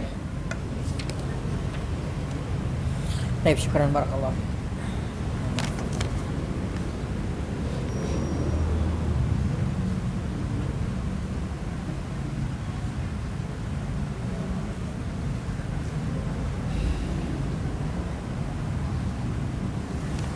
Taib. Yang pertama, bismillah Ustadz, untuk nama kunyah apa harus nama anak pertama? Kalau anak pertama tersebut adalah anak laki-laki ya seperti itu ya. Kalau anak laki-laki ya intinya boleh ya. Kalau misalnya untuk kunyah itu anak pertama kita ya, anak pertama kita. Misalnya anak pertama kita perempuan misalnya, namanya misalnya ya taruhlah siapa misalnya ya, Zainab misalnya ya. Maka kunyah ibu adalah Ummu Zainab. Ini yang pertama. Ya, karena anaknya anak pertama. Ya. Nanti kalau misalnya lahir anak laki-laki gitu misalnya setelah Zainab misalnya, bisa antunna kalau mau ganti misalnya diganti itu boleh dengan anak laki-laki kita. Ya. Akan tetapi kalau misalnya sampai anak pertama, kedua, ketiga semuanya perempuan, maka berkunyalah dengan kunyah anak yang pertama. Ini luas, bab ini adalah bab luas, tidak ada masalah. Mau anak pertama, anak kedua, tapi biasanya aglabianya mayoritasnya memang anak yang pertama, ya. Anak yang pertama. Akan tetapi bab ini, permasalahan ini adalah permasalahan yang luas, ya. Walaupun misalnya ditekankan anak yang pertama, tapi tidak ada masalah kalau anak kedua, ketiga dan seterusnya. Bahkan orang yang tidak punya anak sekalipun, ya itu boleh berkunyah. Bahkan anak kecil sekalipun itu berkunyah dan diberikan kunyah oleh Rasulullah SAW. Nanti akan kita lihat juga pada pertemuan berikutnya. Ya ada Anas radhiyallahu taala anhu, ya itu diberikan kunyah oleh Rasulullah SAW. Pada saat itu usianya 4 atau 5 tahun. Ya beliau memanggil adik kecilnya Anas, ya dari lain bapak, dari Abu Talha tadi. Ya beliau Rasulullah SAW memberikan kunyah kepada adiknya Anas, adik tirinya Anas dengan Abu Umair. Padahal usianya pada saat itu 4 atau 5 tahun. Banyak sahabat yang diberikan kunyah oleh Rasulullah SAW, termasuk diantaranya Ummul Mukminin, Ummu Abdillah, Aisyah radhiyallahu taala anha diberikan kunyah oleh Rasulullah SAW. Kalau kita mau berkunyah memang sebaiknya kunyah anak yang pertama, ya. Akan tetapi kalau misalnya anak kita pertama perempuan, kemudian di belakang hari ada seorang anak laki-laki, maka kita berkunyah dengan anak laki-laki tersebut. Taib, yang kedua, kalau ada seorang ibu yang tidak sengaja atau tanpa sadar mendoakan keburukan pada anaknya, maka bagaimana cara memperbaharuinya? Ya, bagaimana cara memperbaikinya? Cara memperbaikinya adalah dengan beristighfar, bertaubat kepada Allah Subhanahu wa taala. Caranya adalah ditimpali dengan banyak mendoakan kebaikan. Ya, bukankah Rasulullah sallallahu alaihi wasallam bersabda, "Wa atbi'is sayyi'atal hasanata tamhuha." Kata Rasulullah sallallahu alaihi wasallam, "Wa atbi'is sayyi'atal hasana." Ikuti perbuatan buruk itu dengan apa? Perbuatan yang baik, tamhuha. Niscaya perbuatan baik tersebut akan menghapus perbuatan buruk tersebut, ya.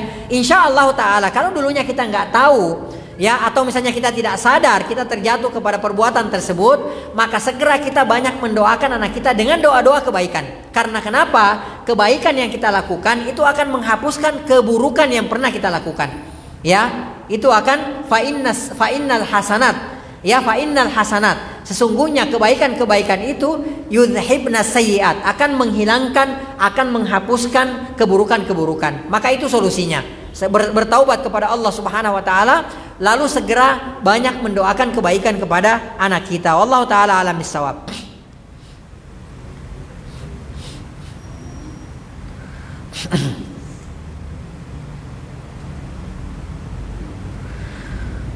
Taib.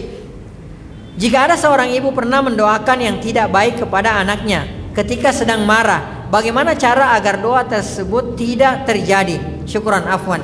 Caranya adalah bertaubat kepada Allah Subhanahu wa taala. Ya, bertaubat segera bertaubat. Saat ini, dulu saya pernah mendoakan keburukan kepada atas anak saya ketika saya marah. Saat ini segera bertaubat. Baca istighfar. Ya astagfirullahaladzim, bertaubat. Berjanji, bertekad tidak akan mengulangi perbuatan tersebut. Ya, maka insya Allah taala itu tidak akan terjadi. Karena Rasulullah sallallahu alaihi wasallam bersabda, "At-taibu minadz dzambi kaman la dzamba lahu." Orang yang bertaubat dari dosanya itu seolah-olah tidak ada dosanya lagi. Ya, artinya kembali balance nol. Ya, dari tadinya dia mendoakan keburukan atas anaknya, dia bertaubat, maka itu terhapus. Ya, konsekuensinya kalau misalnya orang yang bertaubat itu ya bertaubat dari dosanya, maka itu seperti tidak berdosa lagi, maka konsekuensinya hukuman dari dosa tersebut insya Allah juga akan diangkat oleh Allah Subhanahu wa taala. Ya. Allah Subhanahu wa taala berfirman dalam Al-Qur'an di akhir surah Al-Furqan. Setelah Allah Subhanahu wa taala menyebutkan dosa-dosa besar, ya di antaranya membunuh, berzina dan seterusnya, yang mensyirikatkan Allah, kemudian membunuh, kemudian berzina. Kemudian setelah itu Allah Subhanahu wa taala berfirman, "Illa man taba," kecuali siapa yang bertaubat, wa amana, kemudian dia beriman, wa amila sholihan, kemudian dia mengerjakan amalan soleh. Jadi ini 3. Yang pertama bertaubat, kemudian beriman, kemudian beramal soleh. Ya, bertaubat dari dosa tersebut, mendoakan keburukan atas anak kita yang pertama. Kemudian kita beriman kepada Allah Subhanahu wa taala, wa amila sholihan, banyak melakukan amalan soleh, di antaranya dengan banyak mendoakan kebaikan anak kita. Kata Allah Subhanahu wa taala, faulaika yubaddilullahu sayyiatim hasanat. Maka mereka itulah, kata Allah Subhanahu wa taala, kami akan gantikan keburukan-keburukan mereka hasanat dengan kebaikan-kebaikan. Wa kana Allahu ghafurar rahima. Karena kenapa? Allah Subhanahu wa taala Maha Ghafur, Maha Pengampun, lagi Maha Penyayang.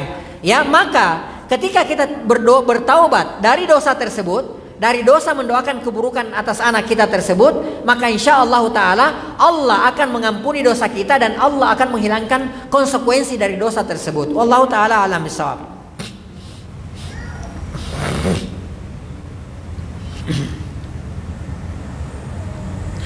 Tayyib. Bismillah Ustaz, bagaimana kalau anak pertama laki-laki yang pertama masuk Kristen, murtad maksudnya? Ya, wa nasallallahu taala assalamu alaihi wa na'udzubillahi min dzalik. Didoakan supaya kembali masuk ke dalam Islam. Ya, didoakan, banyak didoakan. Ya, banyak berdoa. Abu Hurairah radhiyallahu taala anhu, antum bisa lihat dalam kitab Al-Adabul Mufrad. Abu Hurairah menceritakan bahwa ibunya dulu itu dalam keadaan musyrikah. Ya, belum masuk Islam. Maka beliau radhiyallahu taala anhu berdoa ya agar ibunya masuk Islam. Kemudian beliau juga datang kepada Rasulullah sallallahu alaihi wasallam. Wahai Rasulullah sallallahu alaihi wasallam, ummi, ibuku itu masih musyrik. Ya, doakan wahai Rasulullah sallallahu alaihi wasallam agar supaya ibuku ini masuk Islam. Barulah Abu Hurairah pulang dari Rasulullah sallallahu alaihi wasallam, barulah sampai di pintu ibunya mengatakan asyhadu alla ilaha illallah wa asyhadu anna Muhammadar Rasulullah. Jangan remehkan kekuatan sebuah doa. Ya, saya pernah mendapatkan cerita, ya. Chinese, orang Cina, muallaf. Ya, bukan orang sini, orang dari negeri Cina. Ya, ketika beliau berhaji dan itu tepatnya wukuf di Arafah. Ya. Doa yang dipanjatkan pada saat itu, ini anak. Jadi statusnya dia anak. Doa yang dipanjatkan terus dipanjatkan ketika dia wukuf di Arafah. Karena pada saat kita wukuf di Arafah itu momen doa diijabah oleh Allah Subhanahu wa taala, tempat, waktu, momen diijabah oleh Allah Subhanahu wa taala. Jadi tempat di situ makbul doanya, kemudian di situ juga pada saat itu momennya juga momen diijabah oleh Allah Subhanahu wa taala doanya. Apa yang beliau lakukan pada saat itu? Yang beliau lakukan pada saat itu terus berdoa, menangis, memohon kepada Allah Subhanahu wa taala agar supaya orang tuanya masuk Islam. Ya. Di akhir waktu, pada waktu sore harinya, beliau mendapatkan telepon dari kedua orang tuanya. Apa yang kedua orang tuanya katakan? Asyhadu alla ilaha illallah wa asyhadu anna Muhammadar Rasulullah. Itu lewat telepon. Ya, itu sebuah doa. Ini doa seorang anak kepada ibunya. Maka bagaimana lagi doa seorang ibu kepada anaknya, kan seperti itu. Ya, jadi terus didoakan. Ya, didoakan yang pertama sebelum saya jawab pertanyaannya, ini doakan terus supaya anaknya ini dikembalikan oleh Allah Subhanahu wa taala ke dalam Islam. Ya, taib. Karena dia sudah murtad ya, seperti itu. Taib. Masuk Kristen itu bagaimana nama kunyahnya? Ya, nama kunyahnya tidak ada masalah. Tetap berkunyah dengan nama anak tersebut. Ya, jadi wallahu taala alam bissawab, itu tidak ada masalah. Kalau namanya misalnya siapa misalnya? Ya, namanya misalnya Ahmad misalnya, ya. Maka tetap Abu Ahmad atau Ummu Ahmad, itu tidak masalah. Karena kenapa? Orang-orang para sahabat radhiyallahu taala anhum ajmain juga ketika mereka masuk Islam kunyahnya tidak diganti. Ya, tetap ketika mereka kunyahnya dari ketika mereka belum masuk Islam. Wallahu taala alam bissawab. Naam.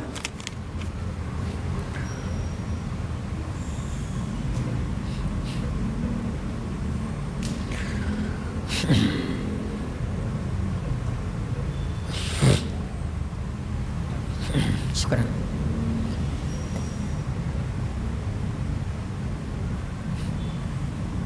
Taib.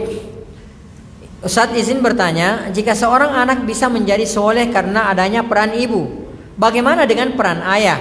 Bagaimana jika seorang ayah belum soleh, bahkan belum hijrah, tapi sang ibu sudah hijrah? Ya, apakah keinginan menjadi anak soleh bisa terwujud? Bisa banget. Ya, contohnya siapa? Ya, contohnya Ummu Sulaim. Ya, Ummu Sulaim radhiyallahu taala anha. Beliau mempunyai anak seorang Anas bin Malik radhiyallahu taala anhu. Ya, ayahnya seorang musyrik. Ya, ayahnya Malik bin Nadar, ayahnya Anas bin Malik, kan namanya Anas bin Malik. Nama ayahnya Malik bin Nadar. Malik bin Nadar seorang musyrik. Ya, akan tetapi ternyata masya Allah kita lihat Anas bin Malik menjadi salah seorang yang salah seorang yang unggul dalam umat ini. Ya, berkat siapa? Berkat ibunya, bukan karena ayahnya. Ya, jadi kalau misalnya ayahnya kita yang ummahatnya sudah hijrah gitu kan, sudah insya Allah sudah menjadi soleha gitu. Lalu kemudian misalnya suaminya belum seperti itu, ya apakah anaknya bisa menjadi soleh dan soleha seperti keinginannya? Bisa sekali. Ya, yang pertama apa yang kita lakukan? Perbanyak doa kepada Allah Subhanahu Wa Taala. Karena yang menjadikan anak kita soleh dan soleha itu adalah Allah Subhanahu Wa Taala.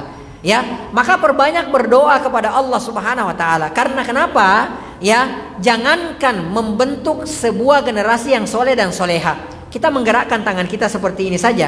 Saya mengucapkan assalamualaikum saja, itu tidak mungkin bisa terwujud tanpa apa? Tanpa bantuan dari Allah Subhanahu Wa Taala, tanpa taufik dari Allah Subhanahu Wa Taala. Ya, makanya la haula wala quwata illa billah. Apa artinya la haula? Ya, la haula artinya tidak ada perubahan. Ya, la haula artinya tidak ada perubahan. Ini maknanya yang benar. Ini artinya yang benar. Ya, bukan tidak ada daya, bukan. Tidak ada perubahan. La haula, tidak ada perubahan. Artinya tidak ada perubahan. Anak kita yang tadinya bandel menjadi soleh. Ya, suami kita yang tadinya tidak soleh menjadi soleh. Ya, tidak ada perubahan yang tadinya suami kita sholatnya di rumah ke masjid. Ya, tidak ada perubahan yang tadinya suami kita tidak mau sedekah jadi menjadi orang yang ahli sedekah. Tidak ada perubahan. La haula wala quwata illa billah, kecuali atas izin Allah Subhanahu Wa Taala.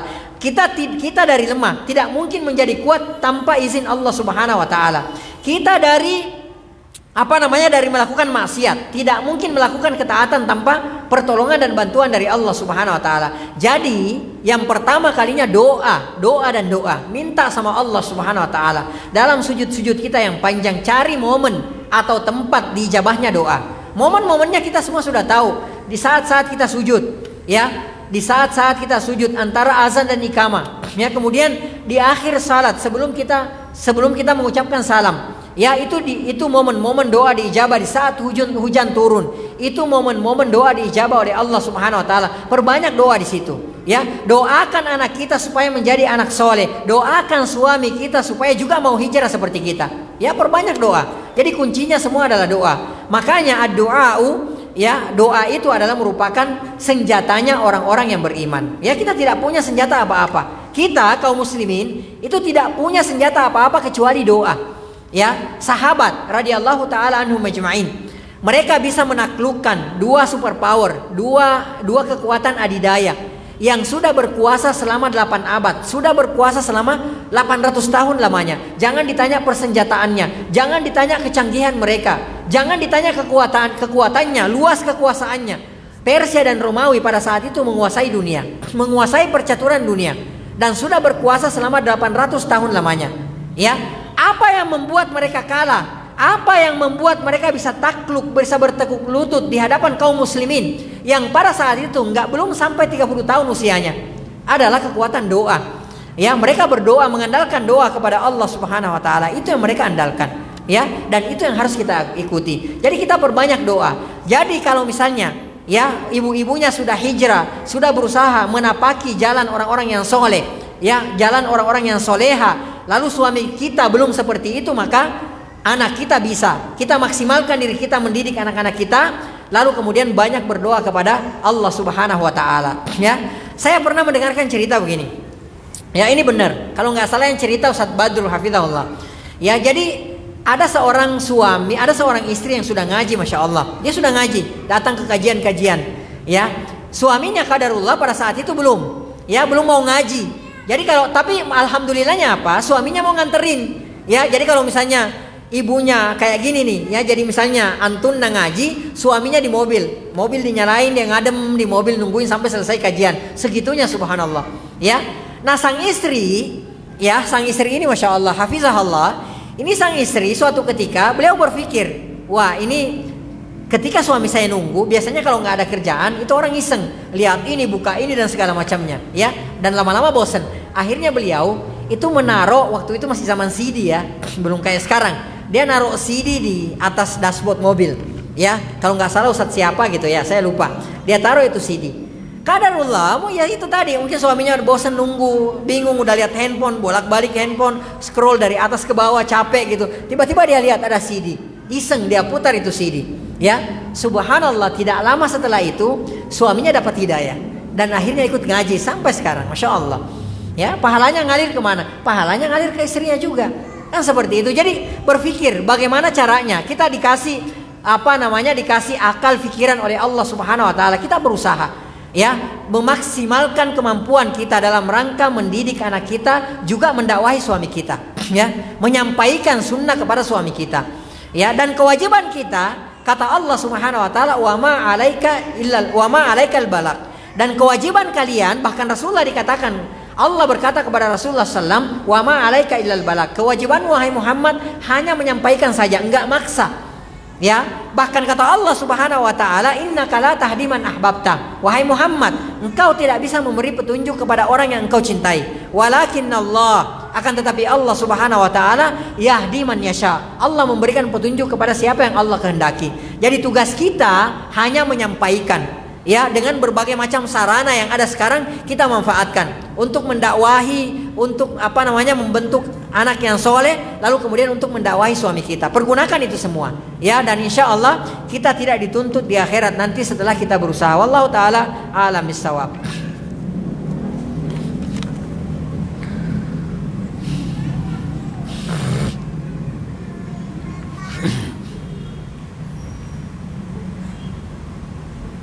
Taib, Ustadz, apabila orang tua menempatkan anak di pesantren, apakah pahala orang tua menjadi berkurang karena selama beberapa tahun tidak mendidik anak secara langsung? Jawabannya, pahalanya insya Allah taala tidak berkurang. Ya, karena kenapa? Ya, karena kenapa? Anak kita masuk ke dalam pesantren itu karena wasilah kita, itu karena usaha kita. Siapa yang mencarikan uang untuk membayar pendidikan di pondok pesantren? Ya kita. Siapa yang mengantarkannya ke sana? Ya kita. Siapa yang menjemputnya? Ya kita. Siapa yang mensupportnya? Ya kita. Anak kita mengenal pesantren dari mana? Ya karena kita. Kan seperti itu. Bisa sampai di pesantren karena siapa? Karena kita. Dan kata Allah Subhanahu wa taala, wa an laisa lil insan illa ma sa'a. Ya. Dan tidaklah manusia mendapatkan kecuali apa yang dia usahakan. Dan anak adalah merupakan hasil daripada usaha kita. Bahkan hasil usaha kita yang terbaik adalah anak kita. Maka jawabannya ya, jika nanti dan mudah-mudahan anak kita menjadi seorang ulama atau menjadi seorang yang soleha, maka pahalanya juga full mengalir kepada kita insyaallah ta'ala. Dengan syarat kita ikhlas, kita lakukan semua itu karena Allah subhanahu wa ta'ala. Masih ada? Bapak-bapak mungkin ada yang mau ditanyakan? Atau ada yang mau dibicarakan? Silakan. Taib. Kalau tidak ada, kita cukupkan sampai di sini. Semoga ada manfaatnya. Sekali lagi mohon maaf jika ada yang kurang atau ada yang salah. Yang kurang dan yang salah itu murni dari saya pribadi, dari syaitan dan dari lemahnya ilmu. Yang benar itu semua datangnya dari Allah Subhanahu wa taala. Naktafi bihadzal qadar wa nakhtatim bi subhanakallahumma bihamdik nasyhadu an la ilaha illa anta nastaghfiruka wa natubu ilaik. Hadani Allahu ayyakum wa sallallahu ala nabiyyina Muhammad wa ala alihi washabihi ajmain wa akhiru da'wana alhamdulillahi rabbil alamin. Tsumma assalamu alaikum warahmatullahi wabarakatuh.